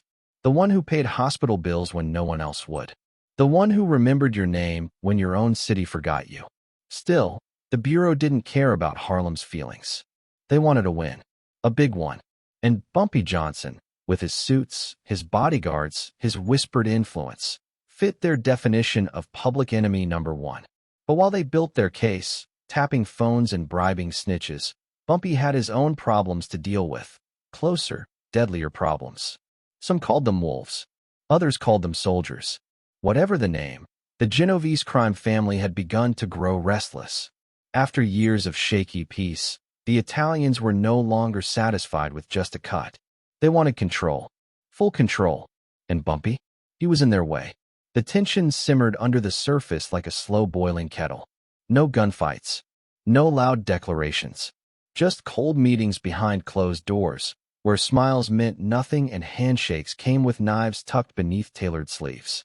There were whispered accusations that Bumpy had skimmed from shipments meant to pass through Harlem untouched. There were questions about loyalties, about whether he was playing both sides. And in the underworld, doubt was deadlier than any bullet. Even more dangerous, though, were the ones who didn't wear suits. The ones who didn't answer to mob bosses or government payrolls. The streets were changing. Fast. Younger dealers, fueled by greed and powder, were no longer respecting the old ways. They saw Bumpy as a relic, something to be replaced. They moved loud, fast, and without fear. Flashing guns, burning turf, disrespecting territory with a recklessness that Bumpy saw as both stupid and suicidal. One of them, a hot-headed hustler barely out of his teens, spray-painted a wall near Lenox Avenue. "Harlem ain't yours no more, old man." The next morning, that wall was clean. The boy? Gone. No one knew where. But no one dared ask. Fear worked, until it didn't. Even Bumpy's closest allies started to shift uncomfortably. Some wondered how long he could hold the line. Others started keeping quiet, dodging his calls, trying not to be seen at his side. In a world built on loyalty, silence could feel like betrayal. One night, Bumpy sat in a back room of his favorite uptown restaurant. A low-lit joint with jazz drifting through the walls like ghosts. He sipped black coffee, no sugar, no cream, and stared out the window. Too many snakes in the garden, he muttered. Not to anyone in particular. The man across from him leaned forward. What you want to do about it? Bumpy took a long breath. Cut the grass. But the snakes were already striking. Federal agents made a quiet visit to one of Bumpy's longtime business partners, a numbers man known for his steady hands and quiet mouth. They offered him a deal. Reduced time. A clean record. Safety for his family. All he had to do was talk. For 2 days, he held out. By day 3, he disappeared. Some said he ran. Others said he was helped to disappear. No body was ever found. Just rumors. And in Harlem, rumors had teeth. Then came the night Bumpy's car was riddled with bullets near 125th Street. It was a message, not a hit. They knew he wasn't inside. That wasn't the point. It was about rattling the cage, showing that the king wasn't untouchable anymore. Bumpy responded the only way he knew how. Not with press conferences or bravado, but with action. 2 nights later, the man suspected of ordering the hit was found tied to a lamppost, stripped to his undershirt. Alive, but barely.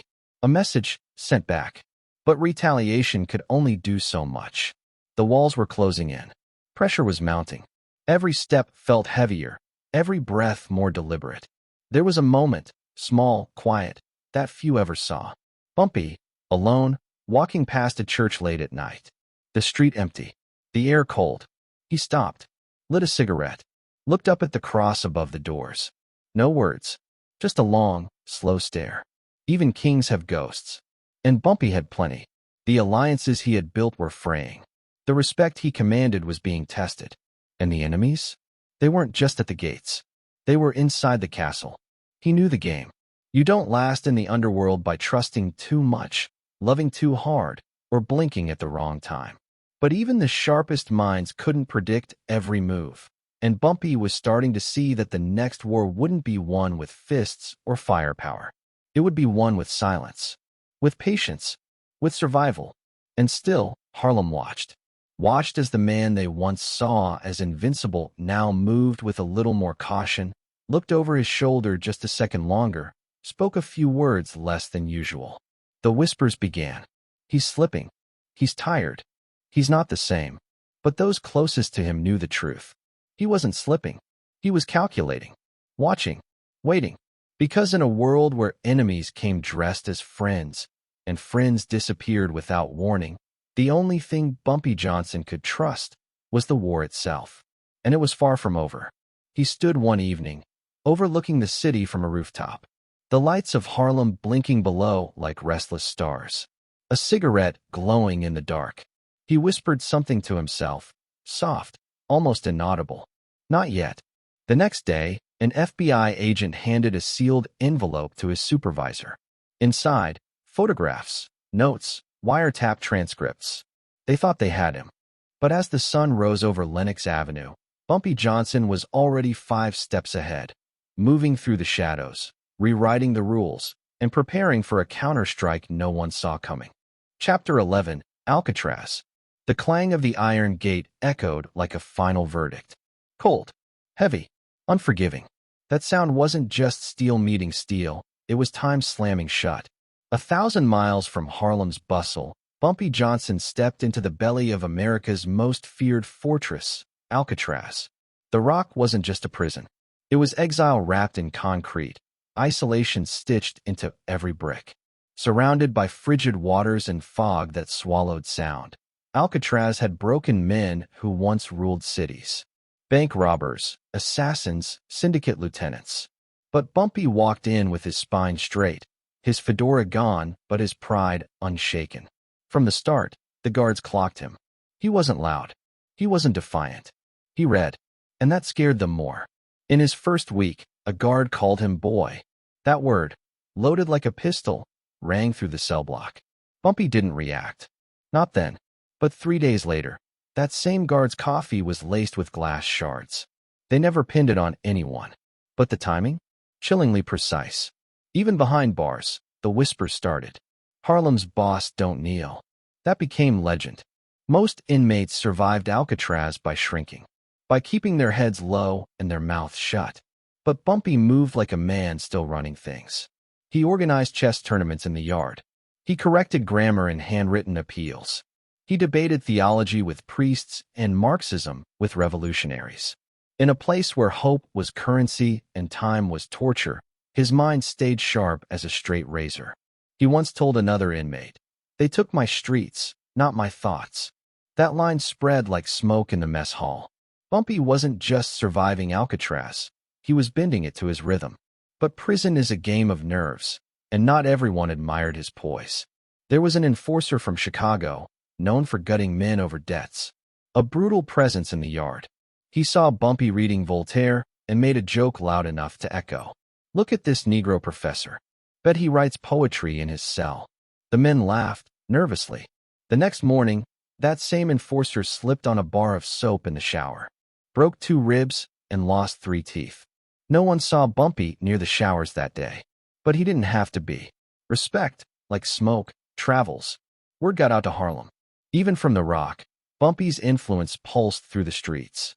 Letters arrived coded in poetry. Legal books left Harlem bound for the Bay. One came back with underlined sentences, instructions hidden in margin notes. He wasn't just a prisoner. He was still a strategist, still a boss. Even the mob paid attention. One Sicilian capo doing time for tax evasion tried to strong-arm Bumpy into smuggling messages to the outside. Bumpy smiled once, said nothing, and walked away. That night, the capo's prized chess set went missing. Days later, the pawn pieces were returned, each carved into crude caricatures of rats.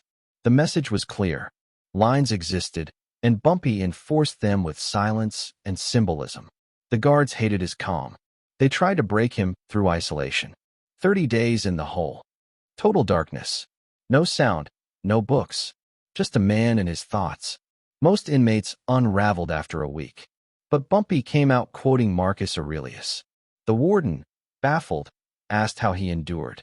Bumpy simply replied, "You can't cage a mind already free." Still, even iron bars couldn't hold back time. Harlem was shifting. New blood flooded the streets. Impatient, reckless, violent in ways Bumpy had never tolerated. The codes were cracking. The structure he helped build, respect, protection, community, was buckling under greed. In a rare moment of vulnerability, Bumpy confided in a priest who offered him a book of poetry. "You think I'll be a stranger in my own kingdom when I return?" he asked. The priest didn't answer, but the silence was loud. Back in the cell block, Bumpy watched men rot from the inside out. Some grew bitter. Others went mad. A few found God. Bumpy found discipline.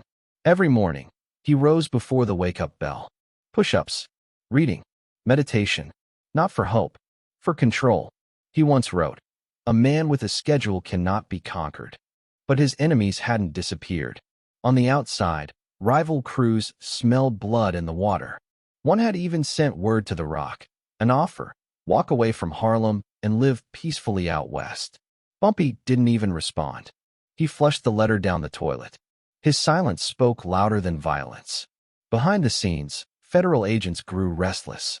They knew Bumpy wasn't done. They had watched him for decades, confused by his contradictions. A criminal who loved Shakespeare. A felon who protected the poor.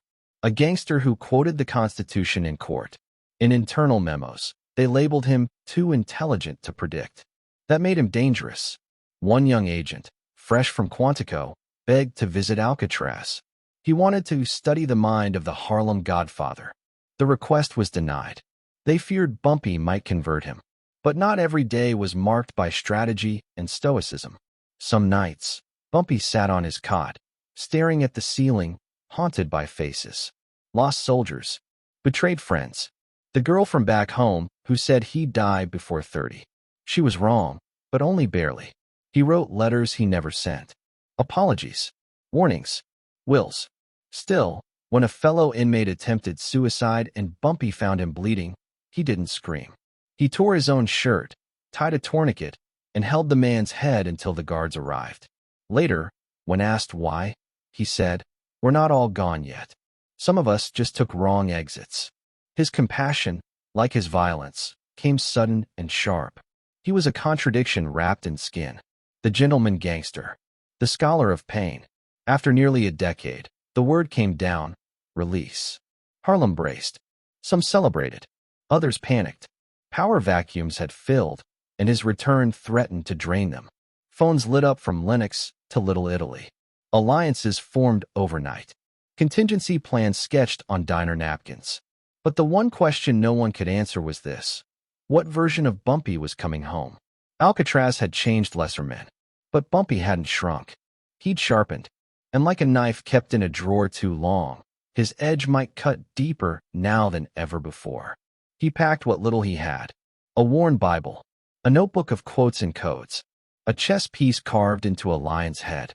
As he walked toward the ferry, one of the guards muttered, "Back to Harlem, huh?" Bumpy didn't reply, but his eyes, steady and silent, said it all. Harlem never left him. The boat pulled away from the dock, slicing through the cold bay water. The island shrank behind him, but in his mind, it wasn't disappearing. It was being filed, cataloged, another weapon in his ever-growing arsenal of survival. But the mainland wasn't waiting with open arms. Unknown to Bumpy, a new task force had formed. Sharper, hungrier, younger. They studied his history not like a case, but like a chess match. Every move mattered. Every pawn watched. And among them, a special agent with a personal score to settle. A man who believed Bumpy Johnson wasn't just a relic of Harlem, but a threat to its future. As Bumpy stepped onto dry land, the air felt different. Tighter. Charged. His enemies hadn't vanished. They had multiplied, and they weren't waiting for him to make the first move. Chapter 12, Letters from the Rock. The ink bled slowly onto the paper, each letter like a heartbeat. Inside the cold stone belly of Alcatraz, Bumpy Johnson sat at a metal desk, the silence around him broken only by the scratch of his pen. He wasn't writing confessions. He wasn't asking for mercy. He was writing blueprints. Not of escape, but of transformation. Ideas sharpened behind bars, cutting through decades of pain and power. His words would travel where his body could not, straight into Harlem and into the hands of Malcolm X. The guards at Alcatraz read every letter. They were required to, but they couldn't decipher the deeper message between the lines. It wasn't just philosophy. It wasn't just politics. It was strategy, a coded language of survival and legacy, born from a man whose past was written in blood, but whose future was still wet with ink. In one letter, he spoke of a storm. "We were taught to row," he wrote, "but not how to watch the skies." The recipient, a young revolutionary once called Detroit Red, read the line twice. It was metaphor, sure, but it was also warning. Harlem, America, even the underworld, none of them were ready for the change that Bumpy was beginning to dream of. Alcatraz was a fortress built for monsters. Murderers, racketeers, escape artists, madmen. But even here, Bumpy held a strange gravity. He wasn't feared like the knife men in the yard or the lifers who had stopped blinking years ago. He was respected, even admired. They called him Harlem, not because of where he came from, but because he carried it in his spine. Every week, he'd write, not for sympathy, but to stay sharp, to stay alive. His letters were lifelines, not just for himself, but for those still out there struggling to breathe under the weight of racism, poverty, and violence. Men who once sold dope on 123rd Street now read his words like scripture. And those who wanted him forgotten began to fear his silence less than his voice. He never once begged for parole, never asked for a lawyer's pity. Instead, he asked questions. What's the value of power if the people around you stay powerless? That line, in a letter to a Harlem teacher, was passed from hand to hand, whispered in back rooms, recited at community meetings like gospel. Inside the rock, he read everything he could get. Philosophy, poetry, law books, the Quran, the Bible. He said the world outside had lost its logic. So he'd build his own, one page at a time. He debated politics with guards who looked at him like a curiosity, this gangster with a thinker's mouth. And when they mocked him, he smiled. He'd been underestimated his entire life. That was his weapon. But even a man made of iron has moments of rust. There were nights, silent, endless, when doubt crawled in like cold. Was he a leader? Or just a myth Harlem clung to in desperation? Was he really changing? Or just aging behind bars while the streets forgot his name? Then, one envelope would arrive. From a young man he'd helped put through college. From a woman whose rent he'd paid without ever meeting her. From Malcolm, who signed each letter with fire. Keep building. We are not done. And Bumpy would sit a little taller. The storm outside couldn't touch the fire growing in his chest. He wrote often to his wife, Mamie, not just about love, but about balance. Tell them, he wrote once, that a man can wear a suit, read Shakespeare, and still break a man's jaw if he disrespects the block. He never tried to rewrite his sins. He only tried to give them purpose. And Mamie, ever the realist, never romanticized his time away. She held the neighborhood together while he fought to hold his soul intact. In one especially raw letter, he described a dream. I was walking through Harlem, he wrote, but it was empty. No music, no voices, just echoes. And I realized I wasn't dreaming of the past. I was dreaming of what it would become if we don't fight. That letter was never answered. It didn't need to be. The guards grew nervous when more and more letters started coming in, addressed to Bumpy Johnson like he was a king in exile. Activists, artists, even politicians, carefully wording their admiration to avoid scandal. He was becoming something more dangerous than a gangster. He was becoming an idea, and ideas couldn't be locked up. He would write for hours, barely blinking, and yet every word was surgical. He once said, "A bullet ends a life. A sentence can change one." And he meant it. Through every line, there was a sense of urgency, not desperation, but duty. He knew time was ticking. The streets changed fast. Reputations rot like fruit if left unattended. But he wasn't writing to hold on to his name. He was writing to ensure the fight outlived him. And it wasn't just about black and white. It was about the gray, the complicated space between morality and survival. He'd made his fortune off things that destroyed lives. He didn't hide from that. But he also saved lives, protected families, built order where the system had abandoned chaos. He wasn't asking for forgiveness.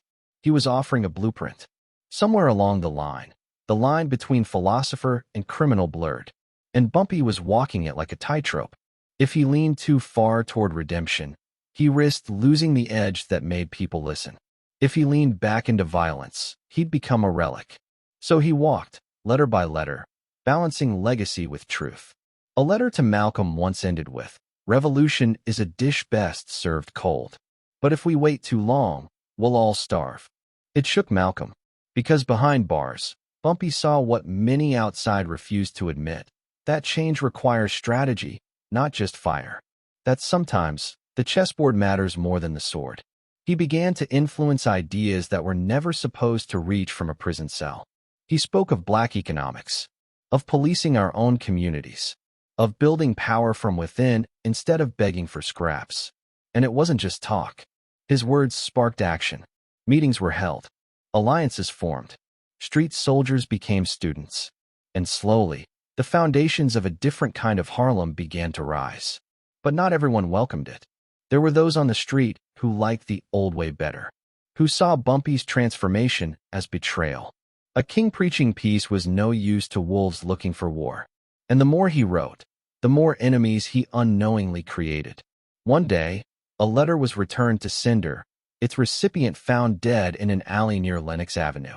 The message had never been read. Bumpy stared at the unopened envelope for over an hour. He didn't cry. He didn't scream. He simply put the letter back in his drawer, beside others he would never resend. The rock had no windows to the future. Only memories carved into concrete. But Bumpy's vision wasn't blurred by isolation. It was sharpened by it. He had once ruled Harlem with muscle.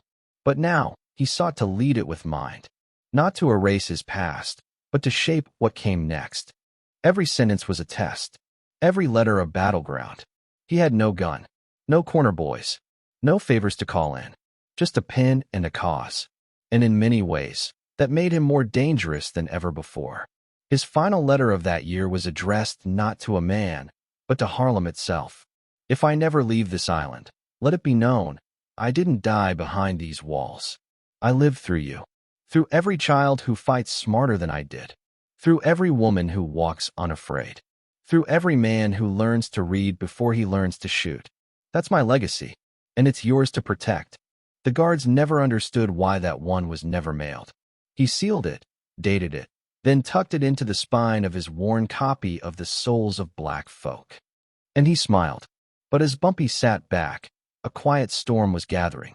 A new power was rising in Harlem, one that didn't care for books or brotherhood or strategy. They wanted the crown, and they didn't care whose blood it came with.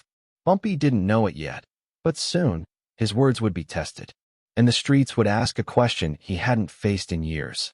Could the man who once ruled Harlem still survive it? Chapter 13. Harlem without Bumpy. A siren wailed in the distance as Harlem's nights grew longer, colder, and more uncertain. It was the fall of 1952, and Bumpy Johnson was locked away in Alcatraz, far from the rhythm of Lenox Avenue and the sway of his corner kingdom. But Harlem didn't wait for anyone, not even its king.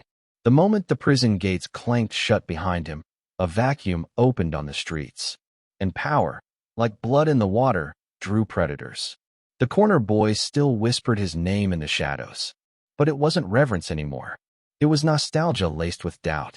The man who once held Harlem together with a silk glove and an iron fist was gone, and the wolves began to circle. Uptown, a new breed was rising. Younger, louder, more reckless. They didn't wear three-piece suits or read Nietzsche in their free time. They didn't care about making deals. They wanted territory. One block at a time. Crackdowns had made the old ways harder to sustain. Subtle influence was out. Raw intimidation was in. In the back rooms of jazz clubs, under the low haze of cigarette smoke and saxophones, deals were being struck without Bumpy's blessing. The Italians, longtime partners, sometime puppet masters, smelled weakness. Without Bumpy to balance the scales, their reach extended deeper into the Harlem rackets. Numbers, dope, protection. The gears kept turning, but now they were greased with desperation.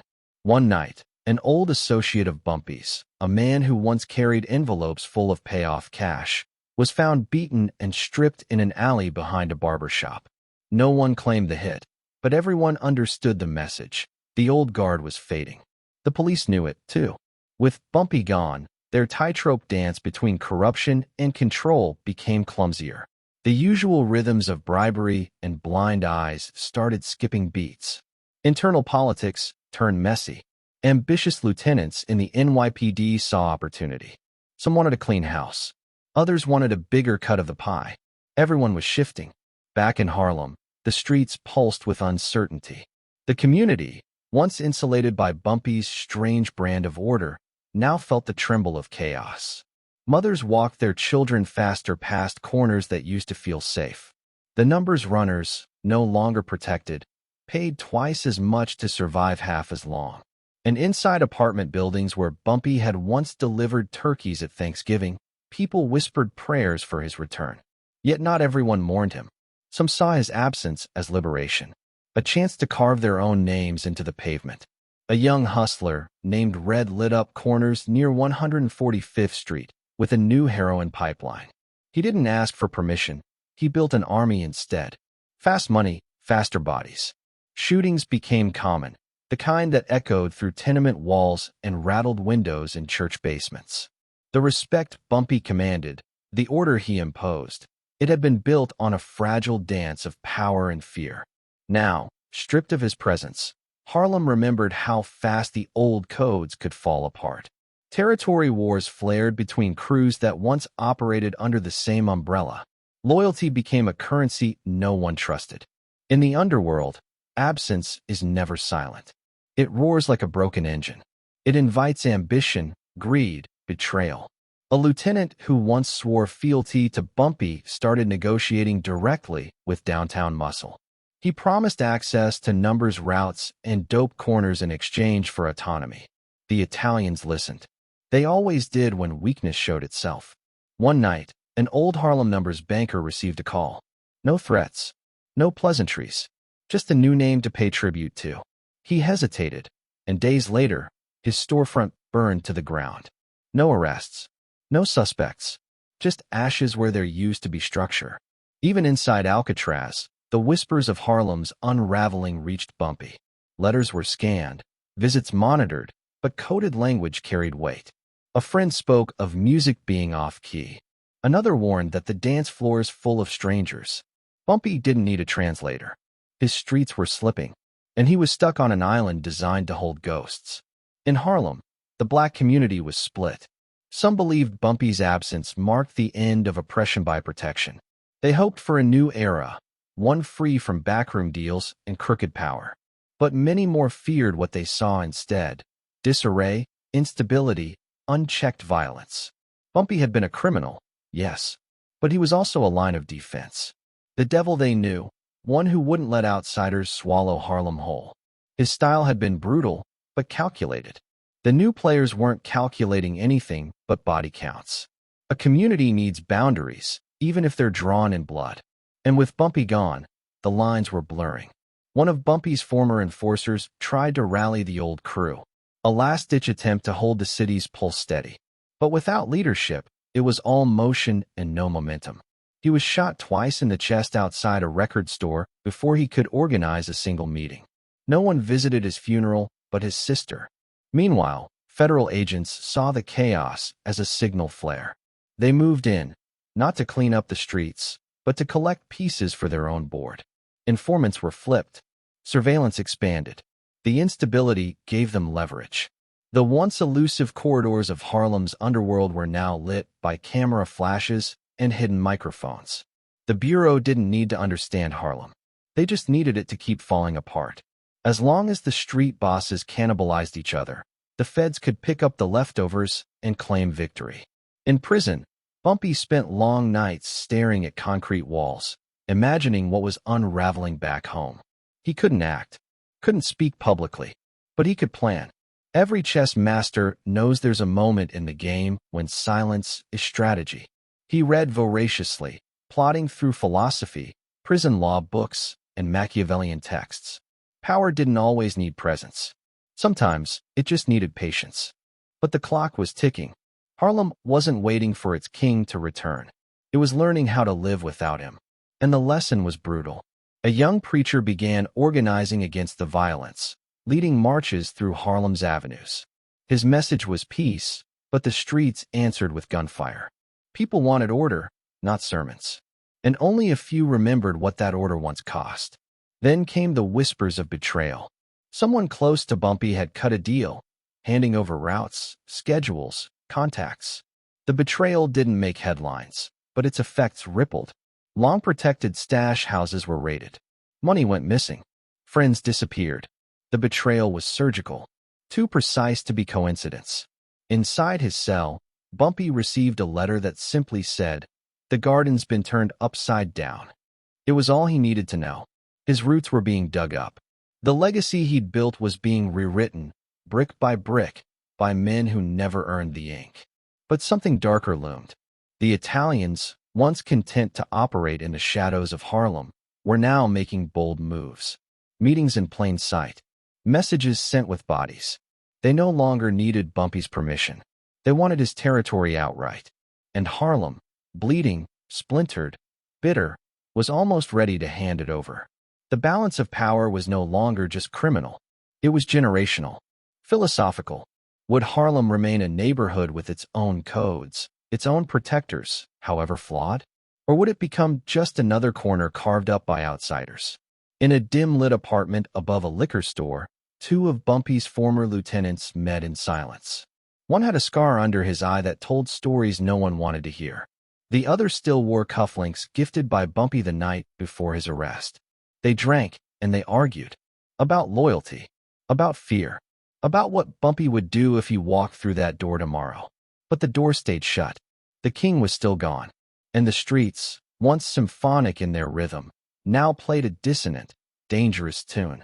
Then, one night, a whisper tore through Harlem like a match dropped on dry leaves. Bumpy might be getting out early. No one could confirm it. No papers filed. No official word. Just a rumor. But in Harlem, a rumor like that could change everything. Some smiled in the shadows. Others made calls to plan escape routes. And a few reached for their guns. Because if the rumor was true, if Bumpy Johnson was coming home, there would be reckoning. And Harlem, already cracking at the seams, might not survive the aftershock. The only question left hanging in the air like gun smoke was this: would Bumpy return to rebuild Harlem, or to burn it down and start again? Chapter 14: Return of the King. The gates of Alcatraz slammed shut behind him with the sound of finality. Not just for the prison, but for the man who walked free. After nearly a decade in the most infamous penitentiary in America, Ellsworth, Bumpy Johnson stepped back into the sunlight, leaner, older, his eyes colder. But Harlem hadn't waited for him. The streets had changed. The faces had changed. And so had the game. The wind hit different outside the rock. It didn't smell of salt water and steel bars anymore. It smelled of asphalt, exhaust, and the sweat of a city that had moved on without him. But Bumpy wasn't a man to chase what was lost. He came back to take what he still believed was his.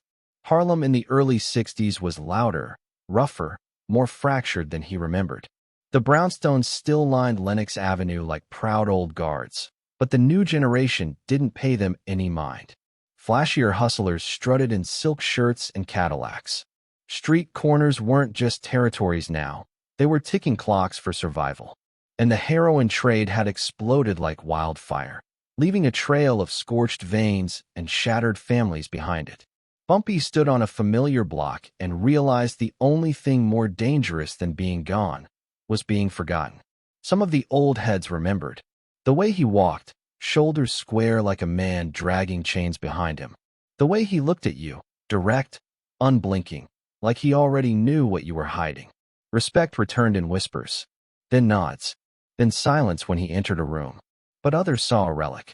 A man who'd done his time and should have stayed in the shadows. One young lieutenant, cocky, quick with his mouth, called him the ghost of Harlem. He didn't last long. Bumpy didn't have to lift a finger. Just a conversation. A favor pulled. And by morning, that kid was gone. Back to Baltimore, limping, with one eye swollen shut. It wasn't just the streets he had to contend with. Federal eyes were still on him, quiet but always blinking. Surveillance vans that didn't match the neighborhood. Clicks of shutters from rooftops. Phone lines that echoed suspiciously. He knew the scent of lawmen like a wolf knows the smell of blood. And they were hungry. One agent in particular had made Bumpy his personal obsession. A rising Fed with a clean suit and a Messiah complex, convinced he could bring law and order to Harlem by cutting off its head. But Bumpy wasn't just a kingpin. He was a fixture. A whisper in barbershops, a name muttered in churches, a shadow at funerals. To bring him down, you had to do more than arrest him. You had to erase a myth. And myths don't die easy. Meanwhile, the Italian mob had questions. Prison had made them wary. Bumpy had done his time without flipping, without bargaining, without even a murmur. That made them respect him. But it also made them uneasy. What kind of man walks through hell and keeps his mouth shut? One you can't control. One you should fear. The Genovese crew sent feelers. Quiet lunches. A handshake in Little Italy. Polite offers that weren't really offers. They wanted to know his intentions. Whether he was coming back to play ball or to rewrite the rules. Bumpy didn't flinch. He made it clear. Harlem was still his. And while he wasn't interested in going to war, he wasn't going to kneel either. The tension hovered like a razor suspended in midair, unspoken but sharp enough to draw blood with the slightest twitch. His family had changed, too. His wife, Mamie, had held it down in his absence with a strength few men could match. But the years had weathered her, not in appearance, but in trust. The man who walked back through her door was not the same man who'd been taken away. And though their love endured, it now had the quiet tension of two people trying to bridge a decade in a single glance. His daughter, now a teenager, looked at him like a stranger. Her memories of him were grainy, like old photographs left too long in the sun. He tried to reach her. Through gifts, long talks, protective curfews. But part of her had learned to live without him. And some wounds don't stitch themselves back together, no matter how many promises you make. Still, Bumpy was not a man to retreat. He built slowly, methodically, like a chess player returning to the board after a long absence. He started by restoring order, cleaning up corners that had turned chaotic, quiet conversations with dealers who'd grown too loud, A few disappearances that sent a message: respect was not optional. Then came the alliances. Old friends who were now kings in their own right. Club owners, businessmen, politicians who remembered his campaign donations from years ago and suddenly found their phones ringing again. He began to weave his influence like thread into fabric, tight, nearly invisible, but impossible to pull apart. And Harlem began to remember. The barbershops spoke his name again, this time with awe. Women on the stoop leaned in closer when he passed. Even the preachers, who had once condemned his sins from the pulpit, now nodded in quiet recognition. Because Bumpy understood something few men did. Power wasn't just about money or muscle. It was about memory, about what people believed you could do and what they feared you might. But peace was a fragile mask. Beneath it, the cracks deepened. One night, an ambitious young dealer tried to take one of Bumpy's blocks. He thought the old man had lost his edge. Thought wrong. The next morning, the dealer's operation was gone. Storefront burned. Cash stolen. Crew scattered. Nobody could prove who did it. But everyone knew. In retaliation, a group of outsiders, small-time muscle from Jersey, decided to make their mark. They hit one of Bumpy's stash spots. Sloppy, loud, left a kid dead in the process. Bumpy didn't respond immediately. That scared people more. For 3 days, Harlem held its breath. Then, on the 4th day, 2 of the Jersey crew turned up in a back alley near Riverside Park. Tied up, hands broken, mouths taped shut. One of them was missing a toe. The message was clear: don't test a legend. But not all enemies wore guns. The federal agent tailing Bumpy grew desperate. He leaned on witnesses, pressured family friends, even tried to flip one of Bumpy's lieutenants, a man who owed him his life. The lieutenant refused. Days later, he was arrested on an old weapons charge, held without bail. The system knew how to bleed a man dry without ever pulling a trigger. And yet, through it all, Bumpy never cracked. He dressed sharp, spoke measured, moved quiet, always thinking, always listening, like a general walking the battlefield in slow motion, seeing every angle, every threat. He never shouted, never showed anger. He didn't need to. His silence carried more weight than most men's screams. Still, in his quiet moments, late at night, on the balcony of his apartment overlooking the flickering city lights, he knew the war was far from over. The streets he once ruled were shifting beneath his feet. The drug trade was no longer just local. It was international. Bigger, meaner, backed by money from sources even he couldn't touch. He began to feel the pressure of legacy. What would he leave behind? What would Harlem remember when the dust finally settled? The thought kept him up at night. One evening, after a long walk through the old parts of Harlem, past shuttered jazz clubs and crumbling stoops, he sat down with his most trusted advisor. A quiet conversation. No bravado. Just truth. "They're not afraid of guns anymore," Bumpy said softly. "They're afraid of being forgotten." The advisor nodded, unsure if Bumpy was speaking about the city or himself. The next day, word came in. A new player had arrived. Young, dangerous, tied to the French connection. And he wasn't looking to talk. The board had shifted again. And as Bumpy stood in his study, holding a map of Harlem, fingers tracing streets like old scars, one thought burned in his mind. If kings don't evolve, they perish. Fade to black. Chapter 15. Power Reclaimed. The first man to fall never saw it coming. A bright morning in Harlem, the streets humming with the usual rhythm, newsboys, shoe shiners, jazz spilling from second-story windows. And then, a single shot cracked through it all. Not a warning. A message. The king was back. Word traveled faster than blood on pavement. Bumpy Johnson had returned, and Harlem trembled in anticipation. The air grew thicker, tenser, like the lull before a summer storm. Everyone felt it, but no one could say exactly when or where the thunder would strike next. But they all knew who would be holding the lightning. Prison had not softened him. It had tempered him, like steel and fire.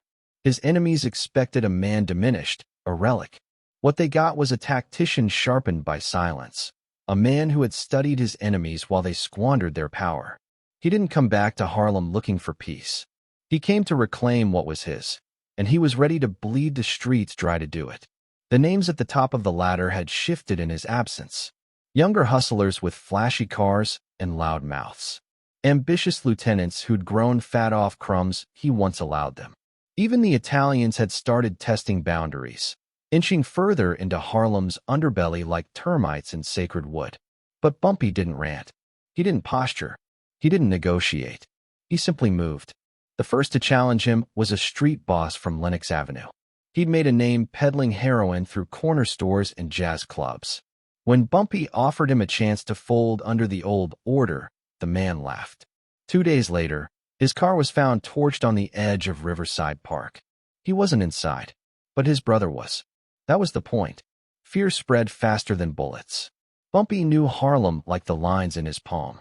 Every alley whispered, every door creaked for him. He didn't need an army, just precision, influence, memory.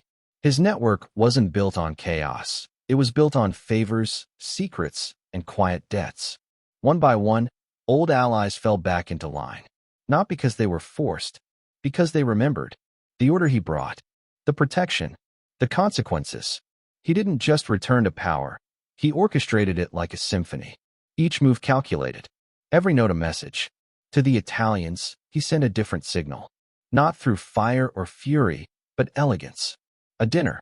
White tablecloth, fine bourbon, and silence so heavy it could smother a man.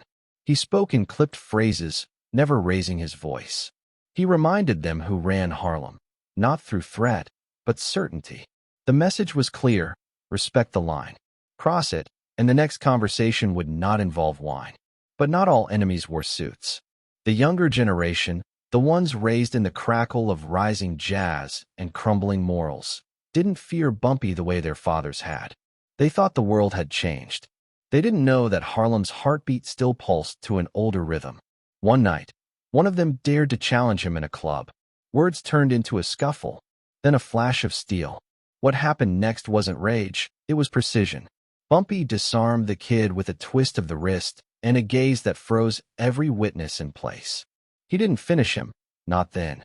Instead, he whispered something into the kid's ear, and the boy left the club trembling, tears mixing with sweat. No one knew what was said, but that kid left Harlem the next morning. No one ever saw him again. Some said it was mercy. Others said it was the slowest kind of death, exile. Federal eyes never left him. They'd waited years to see his power dissolve. Instead, they watched it harden like cement. Surveillance increased. Wires were planted. Informants were bribed. But Bumpy was no amateur. His conversations were clean, his routines unpredictable. He spoke in riddles, walked in shadows. Agents followed him, but never caught him slipping. He wasn't just outsmarting them. He was taunting them. Behind every polite smile was a fortress of calculation. Inside his apartment, surrounded by leather-bound books and maps of Harlem like blueprints of a kingdom, he plotted the next phase. This wasn't just about control, it was about restoration. Dignity. Order. He saw himself as a necessary evil, the balance against chaos.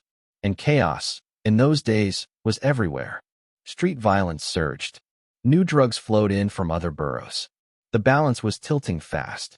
But Bumpy moved with the calm of a man who'd weathered worse. He absorbed the heat, took the losses, but every step back was a setup for the next leap forward. One of the most brutal reckonings came in a cold alley behind a speakeasy. A former ally had been skimming off top, boldly, arrogantly. The confrontation was short, the apology even shorter. No one knew who pulled the trigger, but everyone knew who ordered it. The body was left untouched, a silent monument to what betrayal earned. The community watched all this unfold with conflicting hearts. To some, Bumpy was a savior, a guardian of Harlem's soul. To others, he was a tyrant cloaked in silk.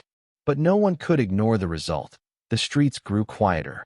Children could walk home without dodging crossfire.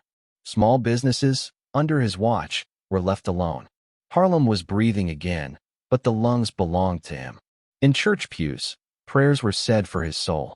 In back rooms, toasts were raised to his name. He was everywhere, seen and unseen. A myth made man again. But even myths bleed.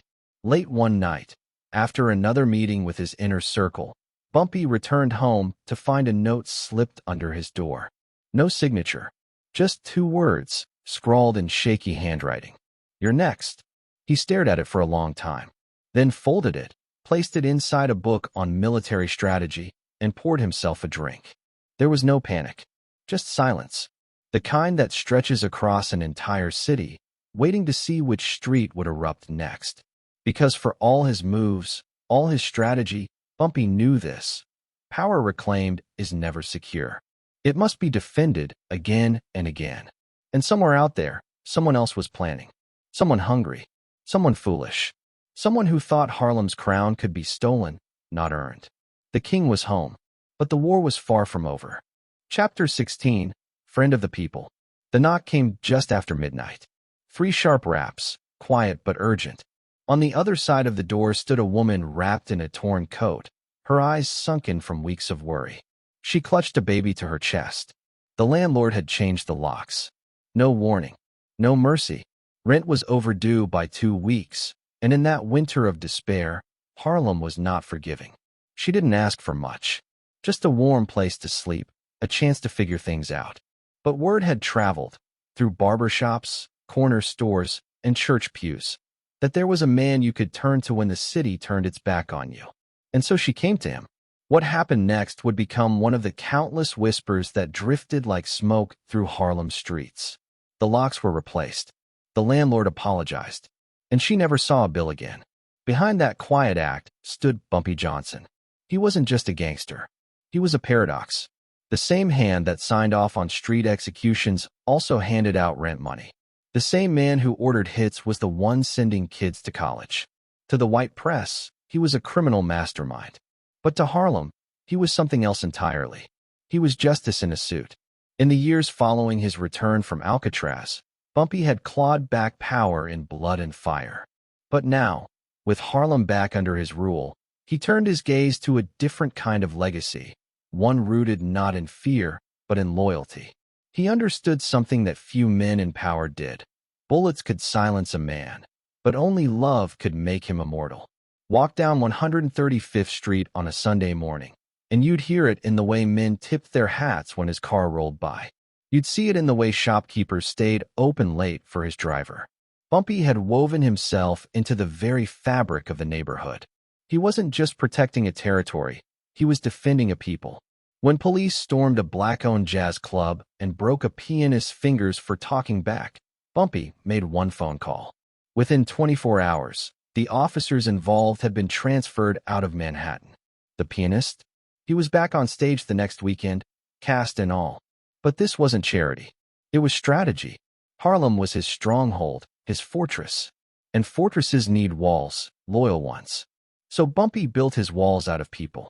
Out of families, shopkeepers, preachers, and barbers. He didn't need guards on every corner. He had eyes in every pew, every diner booth, every stoop. When rivals came sniffing around, word reached Bumpy before they ever made it past Lenox Avenue. He paid for school books. He bailed out fathers. He handed out turkeys at Thanksgiving like a local politician. But make no mistake, this wasn't politics. This was war. Because Harlem was under siege. Not from rival gangs, but from a system that had always treated it like a disposable zone. Banks refused loans. Cops arrested kids for standing still. Tenants froze in roach-infested apartments while landlords bought vacation homes in the Catskills. And Bumpy? He did something about it. He funded funeral costs for mothers who couldn't afford to bury their sons. He helped black entrepreneurs open record stores and dry cleaners. He pulled strings to get jobs for young men who had once run numbers for him. In return, he asked for nothing. At least, not at first. That's where his power came from. Not from fear, but from debt. Not financial debt, but moral debt. The kind you can't repay with cash. The kind that makes you step between a bullet and a man who once saved your mother's home. That's why, when trouble came, Harlem didn't flinch. It stood behind Bumpy like a wall of shadows. Quiet, unmoving, loyal. There was a story, a quiet one, passed along in barbershops and pool halls, about the time a city councilman tried to shut down a black-owned restaurant that refused to pay bribes. Within 48 hours, the councilman's name was on every lamppost in Harlem. Not as a threat, but as a joke. Flyers mocked him, caricatured him, turned him into a neighborhood punchline. His wife left him. His donors vanished. By the end of the month, he resigned in shame. No one could prove it was Bumpy, but everyone knew. Power doesn't always come with a gunshot. Sometimes it arrives with silence, with a subtle shift in who gets to speak and who's left listening. But not everyone saw him as a hero. The same neighbors who whispered thanks under their breath during the day sometimes prayed for his soul at night. He wasn't a saint. He was just what Harlem had. And Harlem needed someone like him. Because for every life Bumpy touched, there was always the shadow of the price. Boys who started as lookouts ended up serving time. Families who took his help sometimes found themselves entangled in his business. There was always a cost, unspoken but understood. One grocer, a kind man with 2 daughters, once accepted Bumpy's help after a fire destroyed his shop. Months later, when Bumpy asked him to store a mysterious crate in the back room, the man hesitated. That hesitation was his undoing. Days later, building inspectors found violations that forced him to shut down. No one ever proved it was connected. But again, everyone knew. That was the duality of Bumpy Johnson. A man who could save you from drowning and hold your head underwater if you disrespected the hand that helped you. Still, Harlem embraced him. Because what choice did it have? The city wasn't coming. The state wasn't coming. Bumpy was the only one who showed up. There was something old-fashioned about his way. Like a sheriff in a lawless town, he brought order through reputation, not regulation. And he made sure people remembered that. One story still floats through Harlem's air like the smell of fried fish from a street vendor. A young thug slapped a preacher's son outside a bodega. The next morning, that thug woke up in a dumpster behind the Apollo Theater, bruised but breathing. A note pinned to his coat read, "This is Harlem. Respect it." The message was clear. Harlem wasn't just geography. It was family. And Bumpy? He was the father, the protector, the enforcer. But all fathers age. And power, no matter how deeply rooted, begins to shift like sand beneath a tide. Federal agents were circling. Rivals were regrouping. And even in Harlem, there were whispers, questions about whether Bumpy had gone soft, or worse, lost his touch. He'd spent so much time building bridges that enemies started to think he'd forgotten how to burn them. But they were wrong. Because beneath the polished shoes, the quiet generosity, and the careful smiles, the old fire still burned. It flickered behind his eyes. It lived in the set of his jaw when someone crossed the line. It waited, like a coiled serpent, for the right moment to strike again. And that moment was coming. You could feel it in the air, thick with tension, like Harlem was holding its breath. The streets had grown too quiet, the police too curious, and a new name was starting to echo through the alleys and bars. A younger rival, a threat that didn't care about old rules, old loyalty, or old kings. The kingdom Bumpy built, stone by stone, heart by heart, was beginning to tremble. And as night fell on Harlem, people began to wonder, would the man who once saved them be able to save himself? Chapter 17, Bumpy and Malcolm X. The meeting took place in silence, not words. Harlem, on a cold Sunday morning, stood still under a gray sky, and the 2 men, both giants in their own worlds, faced each other across a table in the back of a quiet restaurant. One wore a finely tailored suit, the other a plain, dark overcoat. The man with the glasses didn't flinch when a car backfired outside. The man with the cane didn't blink either. They understood each other, not because they agreed, but because they didn't have to. Bumpy Johnson had walked through gunfire and concrete alleys. Malcolm X had walked through fire of a different kind, ideological, spiritual, and deeply personal. Each carried scars the other could see without asking. Harlem was their mutual ground, their battleground, their burden. What drew them together wasn't ambition or shared ideology. It was respect. And something else more volatile, protection. The streets had been whispering for weeks that Malcolm X had crossed a line, that he had spoken too boldly about the Nation of Islam, that men who once called him brother now watched him with quiet hostility. In the alleyways and in the corners of mosques, a sentence was forming, not with ink, but with intent. Bumpy could feel it in the rhythm of the street, like a cold wind right before a storm. He knew what was coming. The same way he knew a setup from a block away. The same way a lion senses a trap hidden beneath the grass. Bumpy didn't play with religion, but he respected men who stood for something. Malcolm stood for something, even when it shook the very walls of the institutions that raised him. And that kind of courage, that didn't go unnoticed by Harlem's quiet guardian. When word came that Malcolm might need protection, Bumpy didn't hesitate. He didn't ask for thanks. He didn't make speeches. He sent a message, a subtle one, just eyes on the corners, shadows that followed shadows, signals that moved faster than sirens. He let Malcolm know, you are not alone. But protection is a heavy currency. It binds people together, not always by choice, but by necessity. And in Harlem, necessity was often louder than ideology. Their conversations were never long. They were measured, strategic, like two chess players, each reading not just the board, but each other. Malcolm, sharp and exacting, believed in revolution from within. Bumpy, molded by survival, knew that change often came by compromise and careful violence. There were moments of deep tension. Malcolm would speak of purity, about how no true liberation could exist while black men still sold poison to their own people. Bumpy, who had buried more friends than most could name, would stare back in silence, his jaw tight. It wasn't guilt. It was calculation. He'd seen the world chew up saints just as fast as sinners. You know what they say about devils? Malcolm once said quietly. Sometimes they wear silk ties and sit in marble towers. But sometimes, they hand out turkeys on Thanksgiving and call it redemption. Bumpy didn't respond. He just lit his cigar, the smoke curling like memory in the air. But despite their friction, there was trust. And that trust was built on action, not words. One night, not long before the day that would forever stain Harlem's history, Malcolm stood on the steps of the Audubon ballroom, his eyes scanning the crowd. A figure moved swiftly in the distance. Too swift. And before panic could ripple through the crowd, two of Bumpy's men had already intercepted him. The man was just a drunk. No weapon, no plan. But it didn't matter. The point had been made. Someone was watching. And someone cared enough to intervene. That silent net of protection, though, came at a cost. Some in the nation whispered that Malcolm was being guarded by gangsters, that he'd aligned himself with the very rot he spoke out against. Malcolm heard it all, but he never asked Bumpy to leave. In truth, their bond was less about politics and more about survival.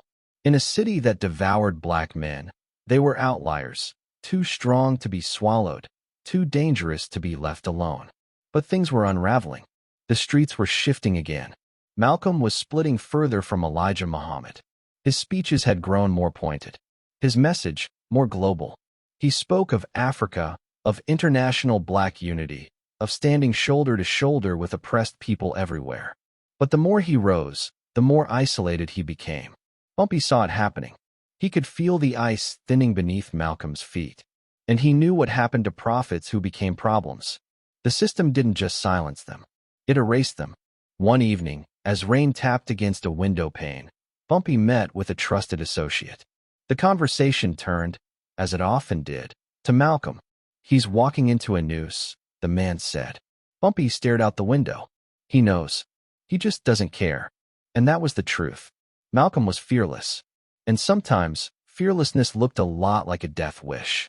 There was a moment, days before the end, when Bumpy tried to warn him. Not in a dramatic way. Just a quiet message. A car ride. A whispered heads up. Malcolm listened. He always did. But he wouldn't run. That wasn't who he was.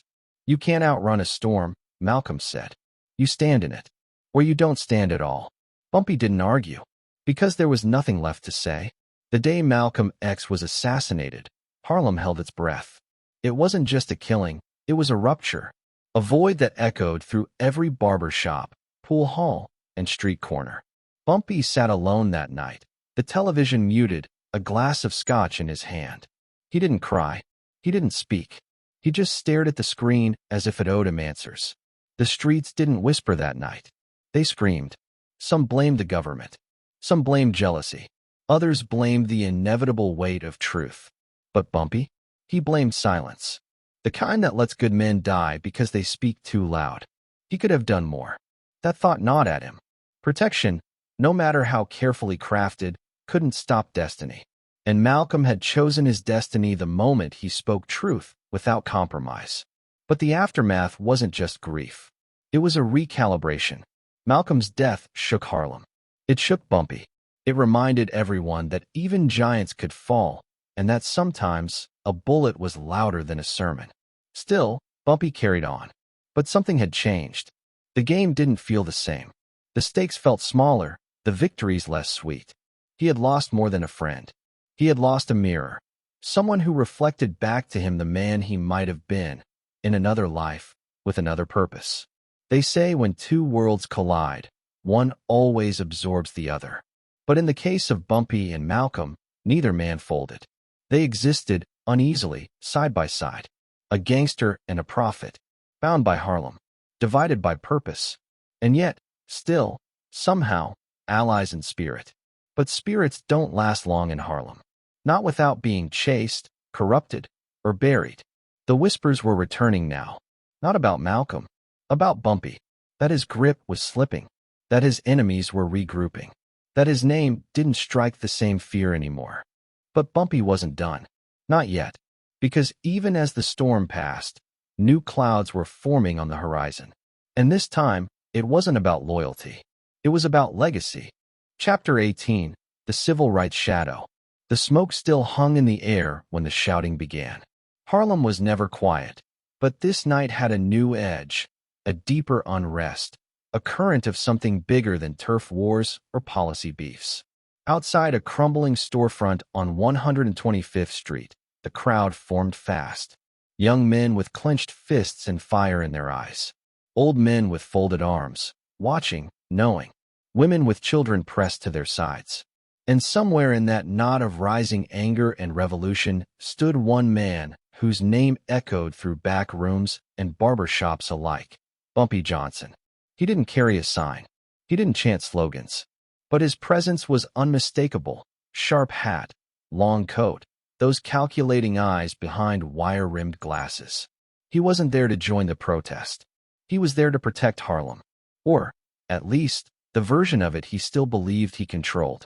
In the 1960s, the lines between crime and politics blurred like colors bleeding in the rain. The civil rights movement was sweeping across America with a voice too loud to ignore. In the South, people marched with broken shoes and unbroken spirits. In Harlem, that same voice carried a sharper edge, one that met the grit of poverty, heroin, and crooked cops head-on. And Bumpy was caught in the middle. He wasn't a politician, but he wasn't just a gangster either. He was something more complicated, Harlem's paradox. A man who could order a killing in the morning and fund a college tuition by evening. He had long seen himself as Harlem's protector, its unofficial mayor, its shadow king. But now, the light of the civil rights movement was sweeping into every corner, even his. He had history with some of the movement's leaders. Private phone calls, backroom handshakes, cash envelopes slipped into campaigns no one dared ask about. There was respect, to a point. But there was also friction. He understood revolution in the old way, power seized, not earned. They were preaching change through nonviolence. He'd made his name through fear. The tension reached him first through whispers. Activists telling dealers to clean up the streets. Ministers calling out the poison of heroin during Sunday sermons. Names being named. Corners being challenged. And behind it all, a rising generation who didn't fear him like the last one had. At first, he brushed it off. Let them march, he said. Let them scream. This movement will come and go like the others. But inside, something else stirred. Not fear. Not yet. But the cold calculation of a man who sees a storm rolling in and starts measuring how tall the floodwaters might rise. Then came the speech. Outside the Apollo Theater, a local activist, bold and fresh-faced, took the mic and called out Harlem's underworld by name. He didn't mention Bumpy directly, but everyone knew who the shadow reference was aimed at. Drug lords, pimps, gangsters. The chains on our minds, he said, are tightened by our own brothers in the street. The crowd roared. Bumpy watched from a nearby car, engine idling. His jaw clenched, not from anger, but from something colder. He was losing grip on the street's narrative. And worse, his enemies saw it too. In the weeks that followed, Bumpy made his moves. He summoned lieutenants, revisited alliances, dusted off favors owed from City Hall to crooked patrolmen in the 28th Precinct. He didn't want a war with the movement, but he would not be pushed out of his kingdom under the cover of righteousness. Still, he treaded carefully. Too much aggression, and he'd become the very villain they preached against. Too little, and he'd lose his hold. So he played both sides of the chessboard. Quiet donations to community centers. Soft pressure on activists whose brothers worked corners. Anonymous funding for bail when protesters were rounded up by the NYPD. It wasn't philanthropy. It was strategy. Bumpy knew Harlem didn't need a hero. It needed a balance. And for decades, he'd provided it. But the rules were changing. And now, the people were looking for something else. Not power. Justice. The civil rights leaders weren't naive. Some of them welcomed Bumpy's backing, even as they held their noses. The money bought supplies, buses, lawyers. Others, though, rejected his involvement entirely. They didn't want a gangster's blood money funding a dream. In closed-door meetings, Bumpy made his case. Not through speeches, but through logic. He told them Harlem couldn't afford to divide. That the fight for dignity and the fight for survival were the same. That the system they marched against was the same one that forced boys into corners with a pistol and a bag of dope. Some nodded. Others walked away. But one conversation haunted him. It came in the dead of night, in a quiet park off Lenox Avenue. A young activist, barely out of college, met him there, nervous but defiant. "You want to help?" he asked Bumpy. "Then stop feeding the streets poison." The words didn't sting, but the truth behind them did.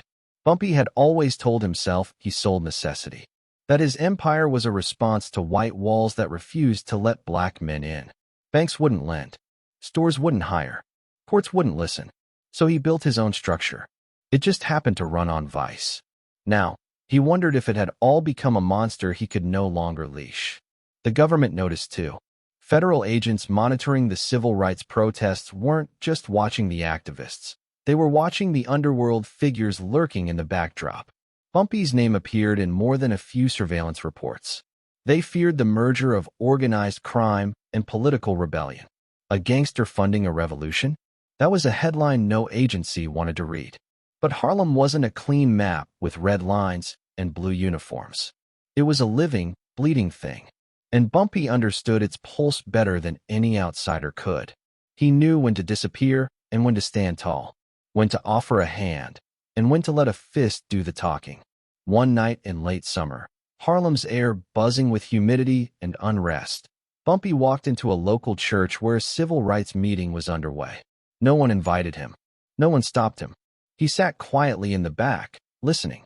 They talked about voter registration drives, about police brutality, about the growing threat of COINTELPRO and the FBI's secret campaign to dismantle black leadership. And then, someone asked, almost jokingly, "What about the gangsters?" A silence fell. Bumpy didn't flinch.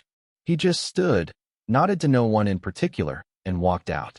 Later that week, two activists found their bail mysteriously posted. A local slumlord who'd evicted tenants during protests suddenly reversed course. And a corner known for heavy heroin traffic was, overnight, cleared. No one claimed responsibility. But everyone knew.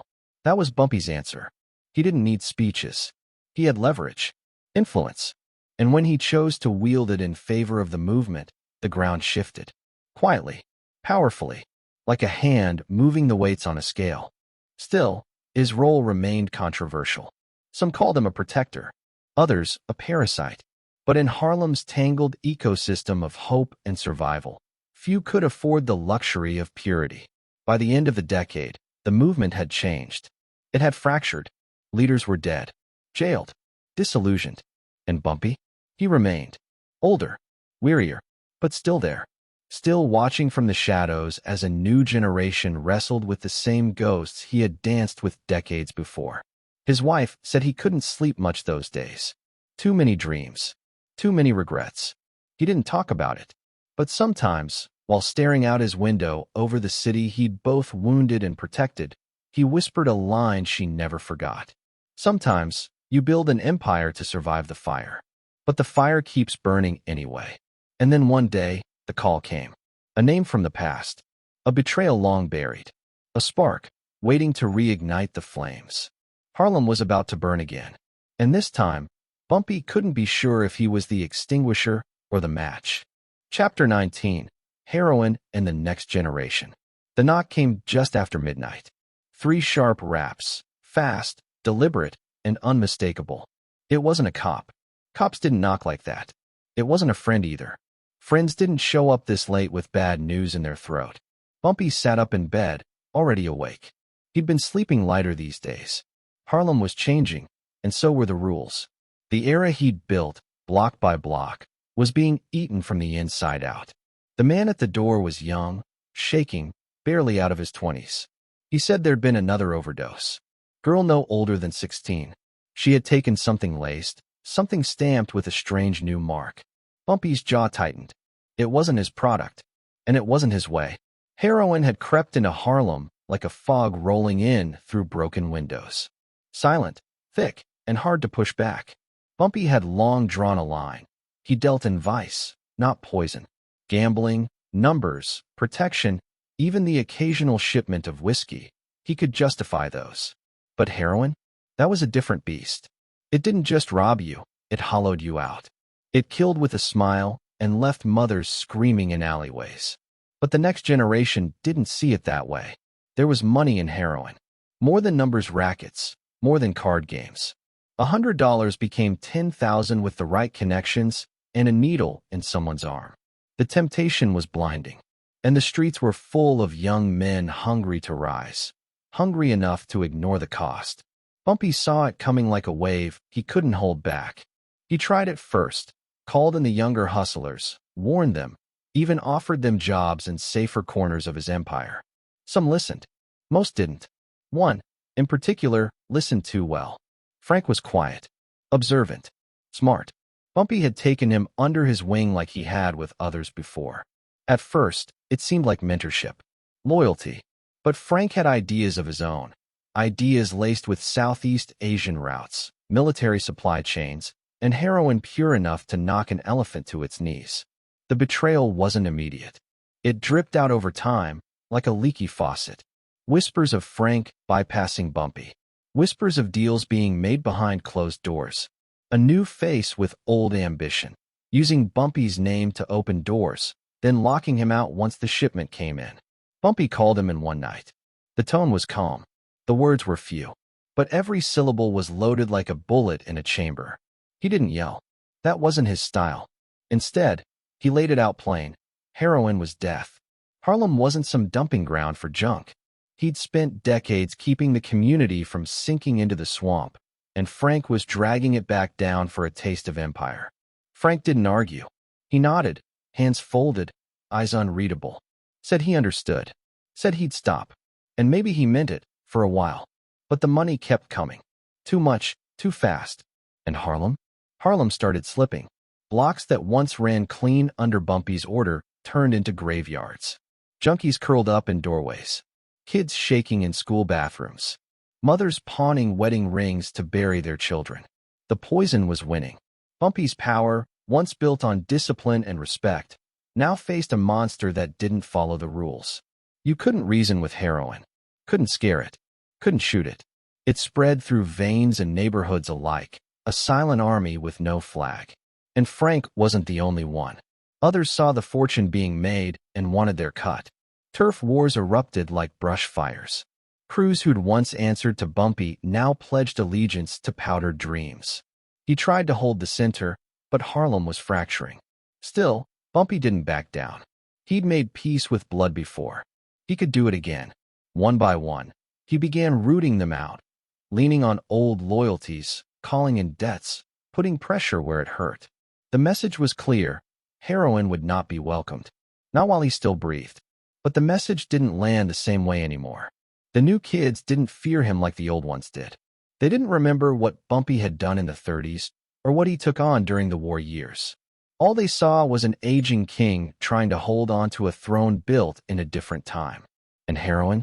Heroin didn't care about legacies. The streets buzzed with rumors. That Bumpy was slipping.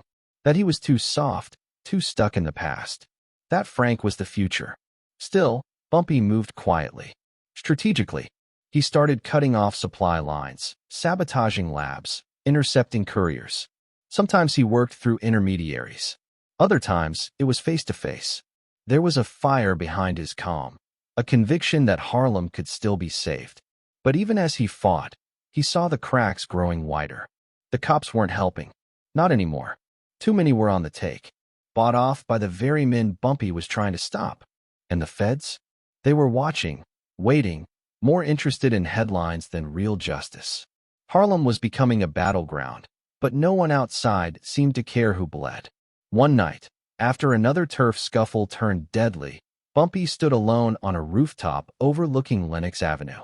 The city below pulsed with noise, sirens, laughter, muffled music. He lit a cigarette, his hands trembling just slightly. He thought about the first time he'd walked these streets, decades ago. Thought about what he'd built. Thought about what it was turning into. And he wondered if maybe the fight had already been lost. But even then, even in that quiet moment of doubt, he couldn't walk away. Power wasn't something you handed off. Not in Harlem. Not in the game. You held on until it was pried from your hands or buried with you. The next morning, word spread of a dealer found dead behind a bakery on 125th Street. No witnesses. No leads. But everyone knew what it meant. Bumpy wasn't done. Not yet. He ramped up his campaign. Anyone pushing heroin too close to home found themselves visited. Sometimes it was just a warning. Sometimes not. His moves were methodical, surgical. But each one came at a cost. Every body dropped brought retaliation. Every alliance frayed brought a new enemy. Frank, for his part, kept his distance. He wasn't stupid. He knew Bumpy's reach still stretched far. But he also knew time was on his side. Bumpy was aging. The streets were changing. So Frank played the long game. Smiled in public. Planned in private. Waited. And then, something strange happened. A girl, 16, maybe 17, approached Bumpy on the street. She wasn't crying. Just angry. Said her brother had died last week. Overdose. Said everyone knew where he got it from. Asked why Bumpy hadn't stopped it. He didn't have an answer. Not one she wanted to hear. That night, he didn't sleep. There's a certain silence that comes when a man starts to question the very ground he stands on. Not fear. Not regret. Something deeper. Something like erosion. Like the edges of who you are beginning to crumble. Bumpy started making changes. Quiet ones. He moved some money. Shifted certain operations. Pulled back from others. Some said he was preparing for war. Others said he was preparing for something else. Frank, meanwhile, kept building. Bigger shipments. New contacts. The Lucas name was spreading beyond Harlem now. Uptown, downtown, all the way to Jersey. He didn't need permission anymore. He had his own kingdom to build. One needle at a time. Still, he hadn't made a move against Bumpy. Not yet. Maybe it was respect. Maybe fear. Or maybe, just maybe, he knew the old man still had one last play left. Because Bumpy had survived too much to go out quietly. And in Harlem, nothing ended with a whisper. The air was shifting again. Cops were circling. The feds were probing deeper. The lines between the underworld and the new world were starting to blur. And somewhere in the distance, Bumpy could feel it. A final reckoning, approaching like a train in the night. He didn't know if he'd stop it, but he knew he'd meet it head-on. What he didn't know, what none of them knew, was just how close the shadows already were. Chapter 20. The Informant Question. The file was thin. Too thin. Just a few sheets of typewritten paper, most of them redacted, lines blacked out like scars on a body no one wanted to identify.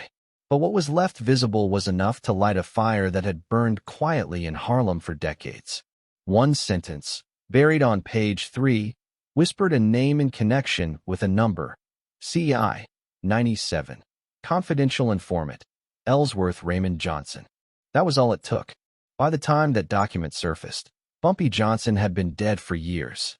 But in the back rooms of Harlem barbershops, among aging gangsters and wide-eyed street kids chasing ghost stories, the name still carried weight. Now it carried a question, too.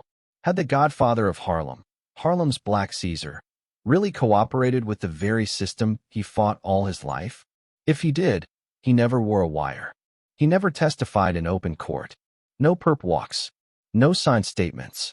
But in the clandestine world of informants, cooperation doesn't always leave fingerprints. Sometimes, it leaves only silence. In the spring of 1960, a federal narcotics agent was murdered in Harlem. It was a calculated hit, precise, clean, and carried out in daylight. The man had been closing in on a heroin network tied loosely to the five families, with whispers linking the operation to certain corners of Lenox Avenue. Rumors swirled that the killer had been tipped off and that someone powerful had steered law enforcement just far enough in the wrong direction. Someone with inside knowledge. Someone with motives not written down.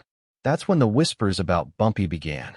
He'd just come home from a long bid, almost a decade in Alcatraz. He was older now, leaner, quieter, but he still commanded the streets.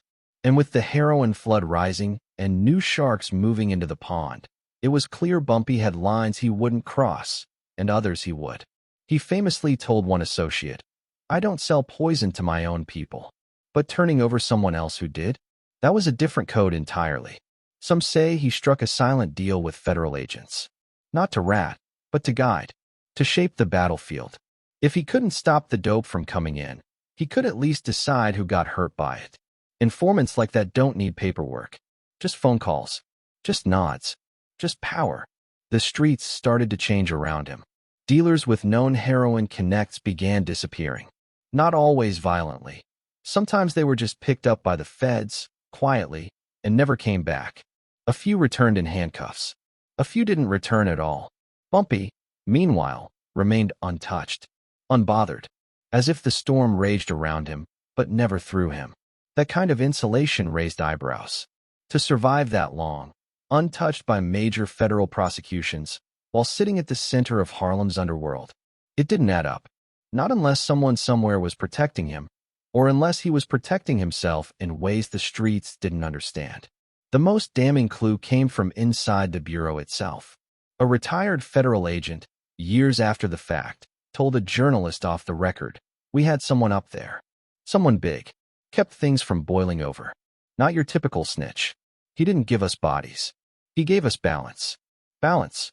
That was always Bumpy's game. He wasn't just a gangster. He was a chess player. He thought 5 moves ahead, always calculating risks, always angling for leverage.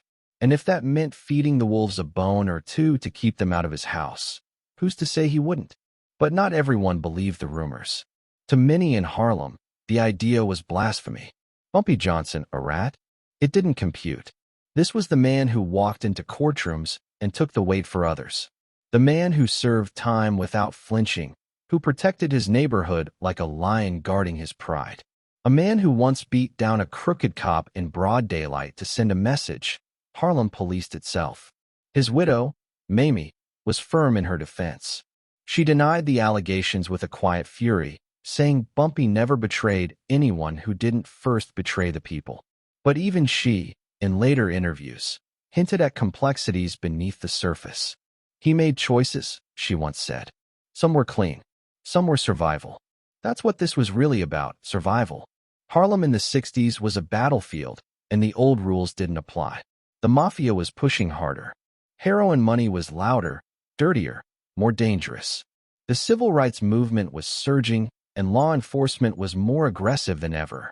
In that chaos, maybe Bumpy saw an opportunity to hold the line in a war that had already changed shape. Some called it hypocrisy. Others called it strategy. In one story that has circulated for years, Bumpy allegedly warned off a young dealer moving heroin near a Harlem school. When the kid refused, Bumpy made one phone call. The next morning, federal agents raided the kid's apartment. He vanished into the system. No charges ever tied back to Bumpy. No retaliation ever came. Just silence. Was that justice? Or manipulation? The truth is, there's a spectrum between gangster and informant, and Bumpy lived in that murky middle. He wasn't loyal to the law. He was loyal to Harlem. And Harlem, in his mind, was a kingdom worth defending at any cost. If giving up an outsider saved 10 insiders, maybe he saw it as balance. Maybe he saw it as power. But power like that breeds paranoia. There were those who started watching Bumpy a little closer. Men who once called him boss now called him suspect. Some turned away quietly. Some turned violent. An attempted hit in the summer of 1964 was widely believed to be connected to the informant rumors, though nothing was ever proven. Bumpy survived, but the message was clear. People were asking questions, and not all of them liked the answers. Still, the rumors never stuck hard enough to destroy him. Maybe it was fear. Maybe it was respect. Or maybe it was because, deep down, everyone knew the truth was complicated. In the underworld, survival demands compromise. And Bumpy was a master of compromise. What's more revealing than the rumors is how carefully they were handled. No one in Harlem ever openly accused him. Not in print. Not in public. Only whispers. As if the city itself was afraid to speak it aloud. Because if the Godfather had played both sides, what did that make the game? The question followed him to the end. When he died in 1968, sitting in a Harlem restaurant, slumped over a coffee cup, there were no federal agents at the funeral. No quiet acknowledgments. Just mourners. Hundreds of them. Gangsters, politicians, preachers, and grieving mothers. They all came. But so did the silence. Even now, decades later, that file, CI 97, remains locked away in a drawer somewhere. Redacted. Unconfirmed. A question mark wrapped in shadows. There are no court transcripts. No recordings. Just smoke. And yet, the legend remains. Was Bumpy Johnson a snitch? Or was he something else entirely? A man who played the law the same way he played the streets, with cold precision and a code all his own? Maybe he didn't flip. Maybe he flexed. The answer might be buried in a report. Or in a grave. Or maybe, just maybe, it lives on in the streets that still whisper his name. Because one thing is certain, he never stopped controlling the board. And just as the streets started to reckon with that question, a new face stepped forward. A man who once held Bumpy's umbrella. A man who watched, listened, learned. Frank Lucas was no myth. He was real. And he was hungry. But what did he learn from Bumpy? And what did he leave behind? That story was only just beginning. Chapter 21. The Aging Gangster. The old man sat beneath the soft flicker of a barbershop light, a silk handkerchief folded perfectly in his lap, but his hands trembled as he reached for it. Once, those hands had gripped Harlem by the throat, tight, unwavering. Now, they betrayed him with each shiver. In the mirror, he didn't see the feared Godfather anymore. He saw time staring back, cruel and indifferent. The world outside hadn't waited for Bumpy Johnson. It had shifted beneath his feet. New faces, new rules, new money. Heroin had devoured the streets he once protected, turning corners into carcasses. The kids no longer whispered his name with awe. They shouted the names of slicker, younger dealers with fast cars and looser codes. He knew at the moment a teenage runner bumped past him on Lenox Avenue without a glance. Years ago, the same disrespect would have cost that boy teeth. Now, it was just another reminder that the ground was moving and he was standing still. Bumpy's health was no longer a quiet inconvenience. It was a declaration. Each morning brought a new war with his own body. His breathing, once deep and slow like a jazz bass line, came in shallow coughs. The sugar had crept in silently, the way a blade slips between ribs when you least expect it. Diabetes became a quiet enemy, dragging him into hospitals under false names, where nurses still pretended not to know who he was. He'd survived Alcatraz, survived the feds, the Italians, the street wars, even betrayal. But this slow erasure? It was the one thing he couldn't muscle through. He hated hospitals, not just because of the smell, but because they smelled like surrender. Still, Bumpy refused to vanish quietly. Harlem was his chessboard, and even with fewer pieces left to move, he played. He walked the same streets, slower now, nodding at old storefronts like ghosts he hadn't made peace with. He tipped generously at diners where waitresses remembered his strength, not his limp. But the walls were closing in, not from the law, but from time itself. The younger generation didn't just want Harlem, they wanted a Harlem without him. They saw his code of ethics, his refusal to deal heroin, as weakness. His power had come from protecting the people, not poisoning them. But protection didn't pay like powder did. There were meetings Bumpy no longer attended. Sit-downs where his chair remained empty, the others not waiting. Even the Italians who once deferred to him now smiled thinly and did business with the new blood. He was becoming a relic, respected, but no longer feared.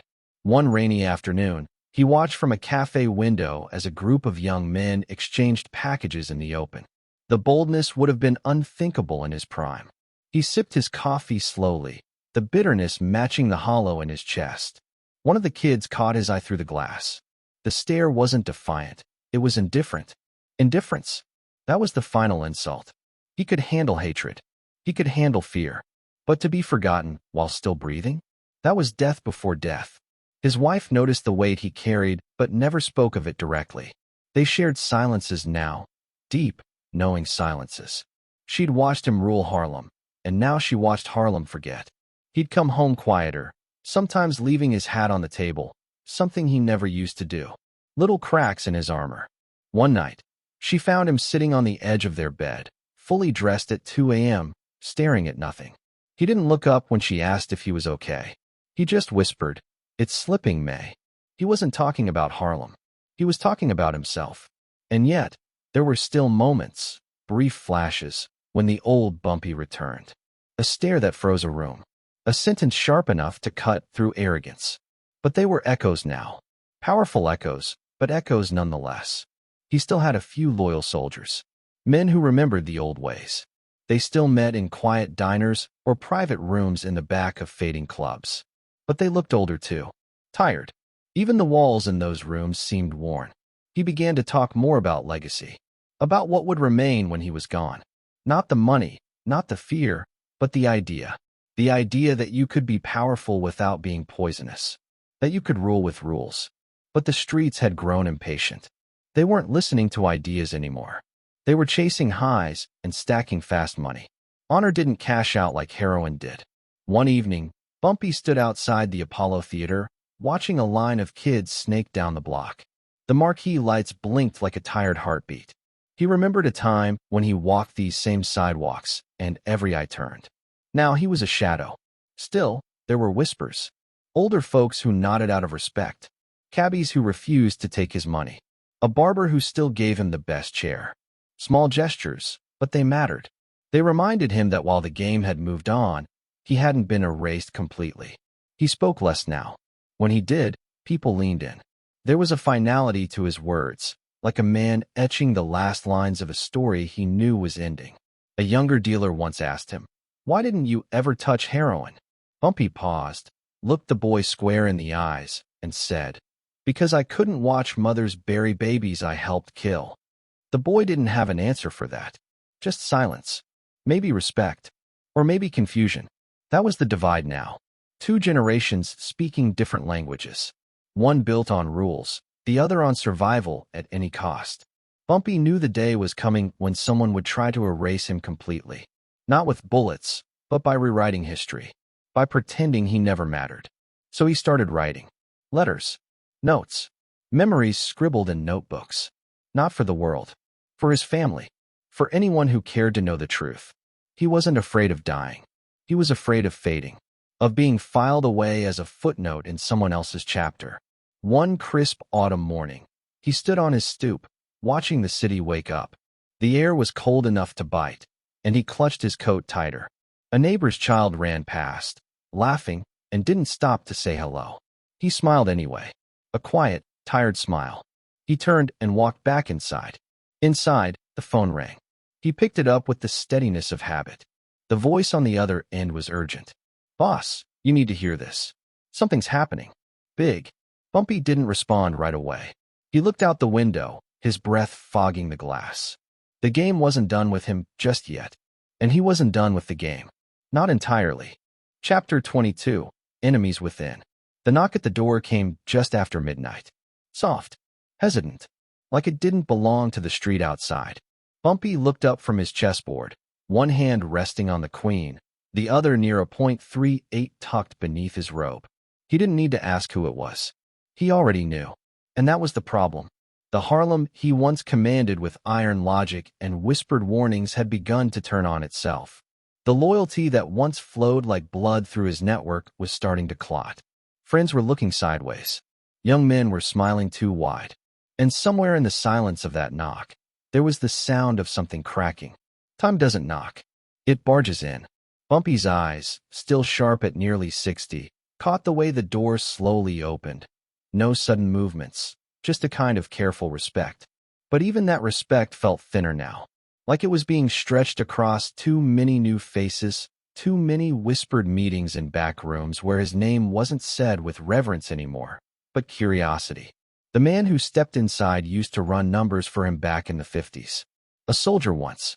Now his eyes darted around the room like a kid walking into a trap. He had something to say, but Bumpy could smell it before the words ever came. Fear. Not fear of him. Fear of what he might become if he said the wrong thing. He got right to it. A new crew was moving uptown from Brooklyn. Young, flashy, loud. They weren't asking permission. They were making offers Bumpy's lieutenants couldn't refuse. Not with promises. With money. Heroin money. Bumpy didn't speak. He just let the silence close in around the man's nervous words. The only sound was the ticking of an old clock on the wall and the faint jazz bleeding in through the window from a club down the block. When the man left, Bumpy sat alone in that silence for what felt like an hour. The chessboard in front of him looked like Harlem now. Too many pawns crowding the board. The king boxed in. The betrayal had begun. It didn't come in a wave. It came like drizzle. Quiet. Steady. Slowly soaking everything. The numbers racket, once the financial heart of his empire, was drying up. The new generation didn't want to wait for payouts or play by old rules. They wanted quick flips and fat stacks. Heroin delivered that in a way no numbers slip ever could. And Bumpy's refusal to touch it? That was starting to look less like morality and more like weakness. His closest people were splitting down the middle. Some still clung to the code, the old ways, the respect, the clean lines between hustle and poison. Others were drifting toward the wind, taking side deals, moving product through the same neighborhoods Bumpy had once sworn to protect.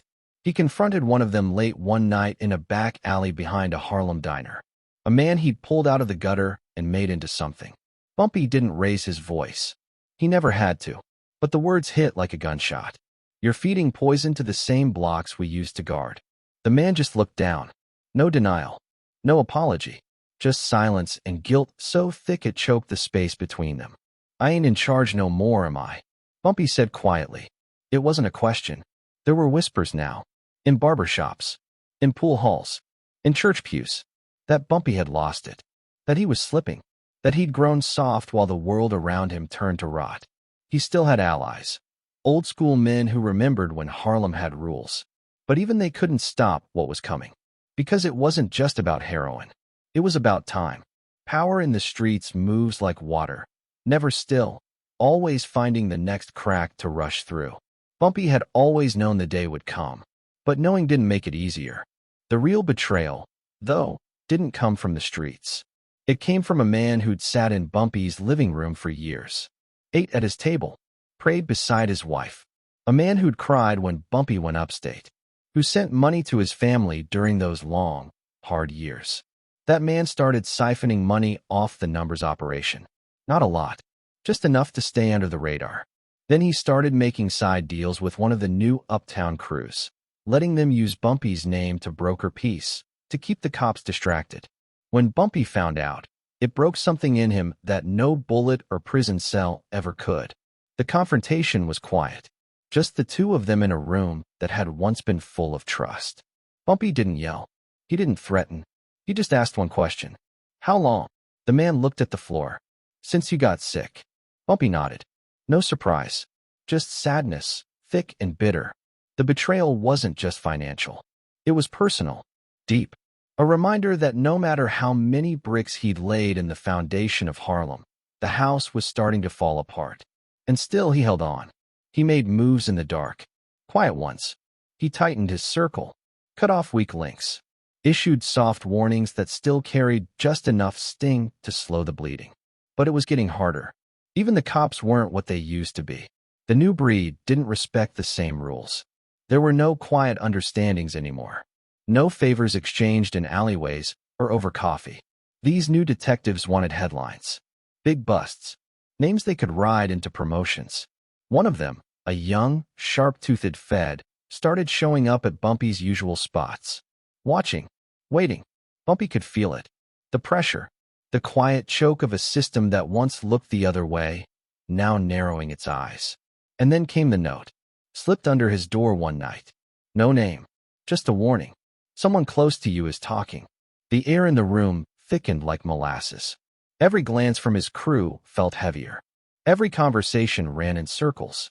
Trust, once a currency he dealt in freely, was now bankrupt. He started sleeping with the lights on, gun on the nightstand, heart racing in the dark. His wife noticed. She didn't say anything, but the look in her eyes said enough. She knew. The old lion was being hunted. Still, Bumpy wasn't done yet. He arranged a meeting. One final sit-down with the last of his loyal captains. A quiet cafe near Lenox. Just 4 men. 1 pot of coffee. No lies. He laid it out clear. He wouldn't touch heroin. Not now. Not ever. And anyone who did was choosing a side. There was a long silence after he said it. The kind that hangs in the air like the moment before a storm. Then one man stood up and walked out. Just like that, Bumpy's empire lost another brick. The enemies weren't just out there anymore.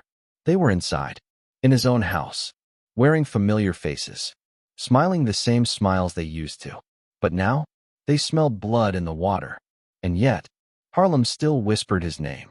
The kids on the corners still nodded when he passed.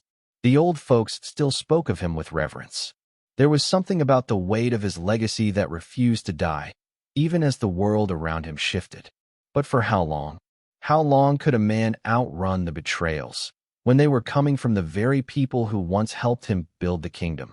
Late one night, Bumpy stood on the rooftop of his building, staring out over the city. The lights of Harlem flickered beneath him like dying embers. He lit a cigarette with trembling fingers. Took one long drag. He thought of the men he'd buried, the ones he'd lost, the ones still pretending to stand beside him. The wind was cold that night, but it wasn't the cold that made him shiver.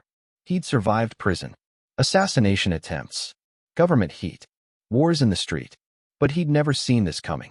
The war inside. And just before he turned to go back down the stairs, a voice rang out behind him in the dark. You should have stepped aside, old man. He didn't move, didn't speak. He just listened to the silence that followed. And in that silence, Harlem held its breath. Chapter 23, One Last War. The gunfire didn't come with a warning. It echoed through the brick corridors of Harlem like thunder in a tight canyon. Loud, final, and far too close. Just after dusk, a Cadillac rolled past 136th Street, its windows tinted, engine barely purring. A man on the sidewalk raised his hand as if to wave, but his gesture never completed. 3 pops, then a scream, then silence. Another name etched into the growing list of bodies that marked Harlem's descent into chaos. By the late 1960s, Bumpy Johnson's world was no longer what it had been. The codes he lived by, the structure, the quiet respect, the balance of fear and loyalty, were disintegrating. The streets didn't listen anymore. They roared with impatience and the crackle of ambition. And while Bumpy tried to hold the center together, Harlem was cracking apart at the seams. He sat in a smoky back room that night, his shoulders heavier than they had been in decades.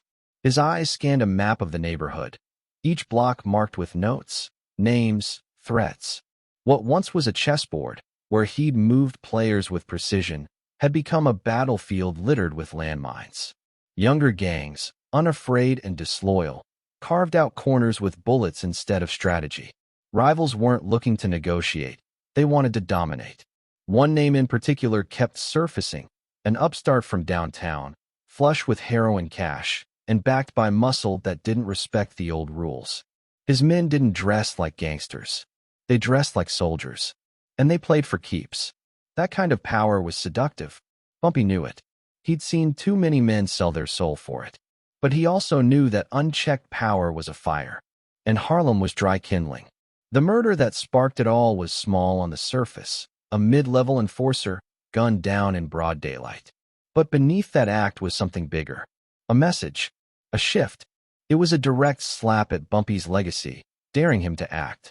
And Harlem watched, breath held, wondering if the old lion still had teeth. His response was calculated. Not loud, not messy. A quiet conversation with someone who knew someone. And by morning, 2 men were missing. No headlines. No bodies. Just whispers. That was Bumpy's way. But this time, whispers weren't enough. Blood demanded more blood. Within days, retaliation turned the avenues into corridors of fear. Drive-bys in front of bodegas. Shootouts outside nightclubs. Old allies ducked calls, unsure which side to take. Bumpy knew the feeling well. He had lived through wars before. But this was different. This wasn't about territory anymore. It was about relevance. He met with an old consigliere in the back of a church, neutral ground. The man wore a tired suit and carried the weight of 5 decades in his slow steps. He looked at Bumpy with the kind of honesty that only age allows. "They don't want peace," he said. "They want to erase you." Bumpy didn't flinch, but the truth sat like a stone in his gut. He wasn't fighting for Harlem anymore. He was fighting for memory. And still, he wouldn't let go. Night after night, meetings were held in dim basements, over bourbon and murmured threats. Bumpy tried to stitch together a fragile alliance, calling on ghosts from the past, old soldiers, out of retirement muscle, quiet favors owed. But too many debts had already been paid, and too many men had new bosses. Even within his own camp, there were cracks. Young lieutenants eyed their future without him in it. Some had already taken side deals, feeding information to the opposition. One in particular, a kid Bumpy had known since he wore short pants, was found dead in his car, a bullet in the neck. Message unclear. Loyalty costs more than gold in a dying kingdom. The newspapers didn't write about the war. The NYPD barely registered it. To them, it was just another shuffle in Harlem's endless deck of violence. But for those in it, it was biblical. The streets pulsed with the sense that something was ending. In one desperate attempt to assert control, Bumpy brokered a meeting at an old jazz club he once protected. 3 crews came, each flanked by guards, each eyeing the others like wolves in a narrow cave. Bumpy stood before them, his voice gravel, his hands calm. "We all bleed the same color," he said. "But we can choose when and how." He laid out a truce, offered lines of business, suggested zones, like a general partitioning a war-torn country. For a moment, silence hung like smoke. Then one of the younger bosses stood, lit a cigarette, and walked out without a word. The others followed. Not out of respect, out of finality. The message was clear. This wasn't his world anymore. Bumpy stayed behind, alone at the table, the notes of a dying saxophone trailing in the air. He didn't say a word, but in his silence was a storm. The final shot came 2 weeks later. An explosion outside a Harlem social club sent bodies flying like rag dolls. Among the wounded was a man who once carried Bumpy's briefcase. Another name crossed off. Another door closed. But still, Bumpy wouldn't retreat. Not because of pride, because of promise. He walked the streets that week, not flanked by guards, but by memory. Shopkeepers still nodded. Old women still whispered prayers as he passed. To them, he wasn't a gangster. He was a sentinel, the last standing bridge between Harlem's soul and its shadows. And yet, he felt the clock, not just in his joints, but in the looks. The youth didn't see him as power. They saw him as legend, something past, something to be admired but ignored. And legends don't run corners. They fade into murals. Still, he refused to die quietly. He called in his last favor, a contact from downtown who owed him a prison rescue, a court case, and 3 bodies. He asked for time, just time, to end this war before it burned everything. The man agreed. 72 hours. Bumpy used them all. He sent out envoys, called in last-minute truces, even visited the mother of a rival, knowing that respect was the last language these streets still understood. And somehow, for a heartbeat, the violence paused. Not because of fear, because of weariness.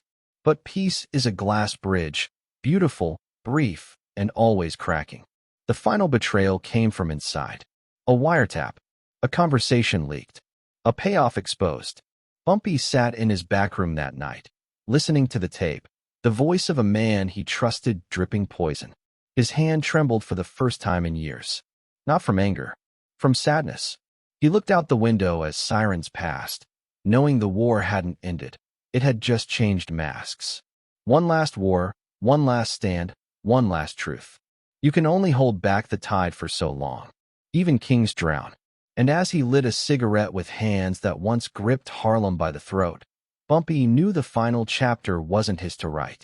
But someone else was already holding the pen. Chapter 24. The Death of Bumpy Johnson. The air inside Wells' restaurant was warm, humid, thick with the scent of fried chicken and collard greens. A jazz record spun slow and steady in the background, the saxophone curling around the clatter of silverware and the quiet murmur of Harlem regulars. Then, without warning, time shattered. A fork clanged against a plate. A woman gasped, and the king of Harlem slumped forward in his chair, face frozen, eyes wide, chest suddenly still. The man who had walked out of Sing Sing unbroken, who had defied Dutch Schultz, survived federal takedowns, and carved a kingdom out of concrete, was dead before he hit the floor. It happened fast. Too fast. One moment, Bumpy Johnson was sitting over a late-night meal at his favorite booth, surrounded by the familiar rhythm of the neighborhood he had ruled. The next, he was motionless, collapsed forward in silence. A heart attack, they said, but to those who had lived under his shadow, it felt more like an earthquake. The restaurant froze. No one moved. The waitress who had just filled his coffee stood paralyzed. Men who had once feared him now whispered his name like a prayer. The woman sitting beside him, longtime friend, maybe more, was screaming for help. But there was nothing left to do. The lion had taken his final breath. The heartbeat of old Harlem had stopped. Word spread like wildfire. In less than an hour, every street corner from 125th to Lenox buzzed with the same stunned whisper, "Bumpy's gone." Some didn't believe it. Others refused to. In barbershops, on stoops, in smoky backrooms, old-timers shook their heads and lit cigarettes with trembling hands. It didn't seem possible. A man like Bumpy wasn't supposed to die like that, quietly, without warning, with no shootout, no last stand, no goodbye. For decades, he'd been the silent protector, the chess master behind Harlem's criminal underworld.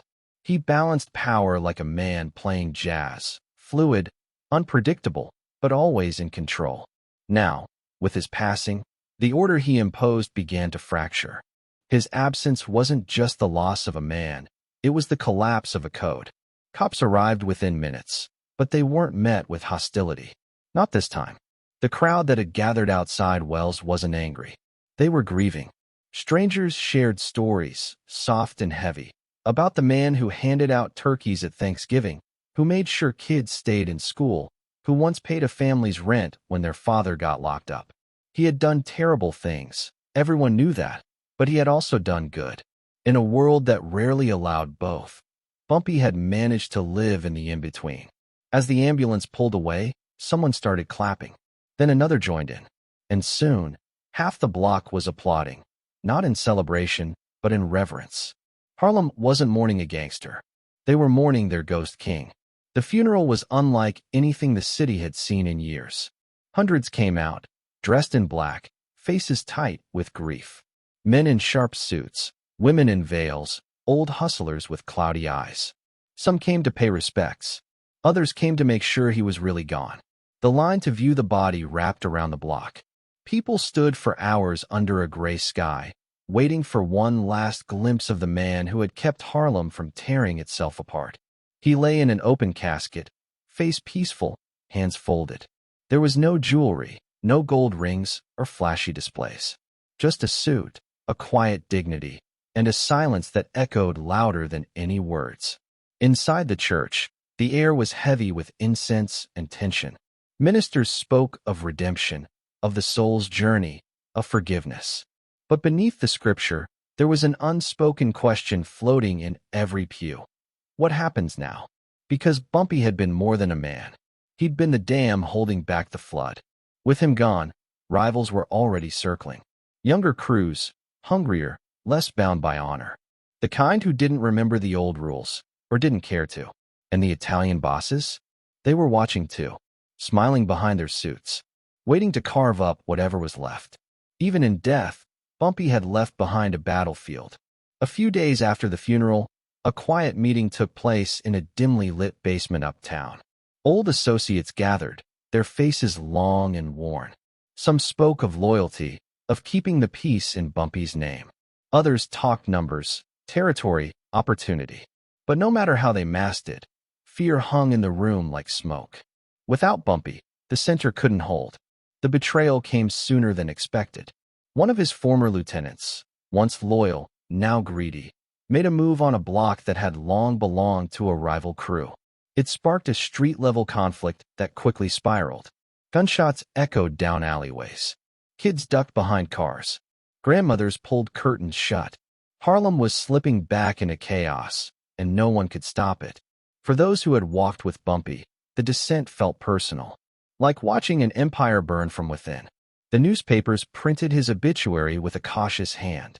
Some called him a gangster, others a folk hero, but all agreed on one thing. Ellsworth, Bumpy Johnson was an enigma, a man who lived by his own code, who walked between crime and conscience like a tightrope, who died quietly in the same neighborhood he once ruled like a king. A young poet scrawled a line on a brick wall days after the funeral. He died on a full stomach, but left Harlem hungry. The word struck deep, because Harlem wasn't mourning a saint. They were mourning stability, memory, myth. A man who made sure the wolves stayed in their lanes, even if he was one of them. In the weeks that followed, stories emerged. Some were true, others embellished. He'd warned people about his heart, once said. He knew it was coming, claimed another. Some swore he'd left behind a final message, a coded letter to be delivered posthumously. But no letter ever surfaced. What did remain, though, was the legacy. Tattered, controversial, complicated, but undeniable. Every corner of Harlem still whispered his name. Every hustler who dared wear a suit and speak with dignity owed a piece of their confidence to the man who had once rewritten what it meant to be powerful and black in a world stacked against him. But for all the loyalty, all the tributes, there was something darker brewing beneath the grief. The power vacuum Bumpy left behind was real and dangerous. The streets didn't respect ghosts. And with the lion gone, the jackals were already feeding. In a downtown precinct, an old detective looked over Bumpy's file one last time. He ran his fingers along the cover, then closed it with a quiet sigh. He kept the peace in his own way, he muttered. God help Harlem now. The city lights blinked into dusk, the neon signs buzzing low, the traffic hissing against slick asphalt. Harlem kept moving, as it always had. But something was missing. A heartbeat, a pulse, a man who had become a part of its DNA. Outside Wells' restaurant, someone had left flowers. Just a single rose and a folded note. It read, "You weren't perfect, but you were ours." And as the night deepened and the city exhaled, a quiet truth settled over Harlem like mist. Peace had died with Bumpy Johnson. And what came next would not be quiet. Chapter 25. Harlem after Bumpy. The throne was empty, but Harlem never stayed leaderless for long. In the days after Bumpy Johnson's death, a strange quiet hung over the streets of uptown Manhattan. It wasn't peace, it was the kind of silence that follows an earthquake. Storefronts kept their lights low. Old-timers whispered on stoops. The young and hungry were already calculating their next move. Bumpy's seat was still warm, and the vultures were circling. In basements and backrooms, the whispers of change turned into deals. A different kind of gangster was coming to power. Not the chess-playing intellectual Bumpy had been, but a businessman with a sharper edge and colder heart. Where Bumpy had balanced brutality with honor, the new wave favored profit above all. And nothing brought in profit like heroin. The numbers racket, the heartbeat of Harlem's underground economy for decades, suddenly felt like a relic. The action was shifting overseas. The new game was global. Southeast Asian poppy fields, military supply routes, corrupt customs agents. What once trickled in through small-time runners now came in by the kilo, clean and pure, stuffed inside the coffins of dead American soldiers returning from Vietnam. Frank Lucas had been a loyal observer of Bumpy's empire, watching, learning, memorizing every move. But now, with the king gone, he stepped into the void not as a student, but as a new kind of emperor. One who didn't want Harlem's respect as much as it wanted its obedience. He dressed sharper, moved quieter, and worked smarter. Instead of going through the traditional mafia middlemen, he cut his own pipeline, striking deals in the jungles of the Golden Triangle. It was bold, reckless, and wildly profitable. The product he brought back? Nearly pure. Too pure. It lit up the streets like wildfire and left scorched lives in its wake. The shift wasn't just in drugs. It was cultural. Bumpy represented the last of an old Harlem code, where gangsters dressed like diplomats, handed out turkeys on Thanksgiving, and kept the violence discreet. Frank represented something colder, faster, more corporate. He didn't shake hands in smoky backrooms. He signed contracts in penthouses. But not everyone welcomed this evolution. There were old loyalists still clinging to Bumpy's ghost, still trying to play by the old rules. They watched the neighborhoods decay into something unrecognizable. Young men nodding off on corners, families torn apart, a prideful culture gutted by poison disguised as profit. Law enforcement shifted too. The NYPD and federal agencies, once content to ignore Harlem's internal power plays, began waking up to the scale of the heroin explosion. Surveillance teams followed Frank's every move. Wiretaps clicked on every phone line. But no one could deny he was only possible because Bumpy was gone. The legacy of Bumpy Johnson was a paradox. He had fought for dignity in a world that offered none. He had used crime to enforce a kind of order. And now, with his absence, Harlem was descending into a storm of chaos he might have prevented if he'd lived just a little longer. On the streets, people still spoke his name, not with fear, with something closer to reverence. Some said Bumpy would have never allowed this madness. Others said Harlem had simply changed beyond anyone's control. In the alleys and barbershops, the question lingered like cigar smoke. If the old Godfather had lived, would Harlem have survived the war that was coming? Because this wasn't just about drugs. It was about who owned the future of Black America's capital. And as Frank Lucas rose to power, so did the storm that would one day bring him down. But that is another story. Chapter 26. The Real Godfather of Harlem. The myth was easier to swallow than the truth.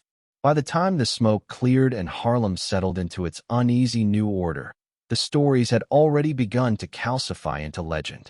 The man who once walked 125th Street like a shadow with a crown was now the subject of whispers, barbershop debates, and late-night memories poured over whiskey glasses. But who was Bumpy Johnson, really?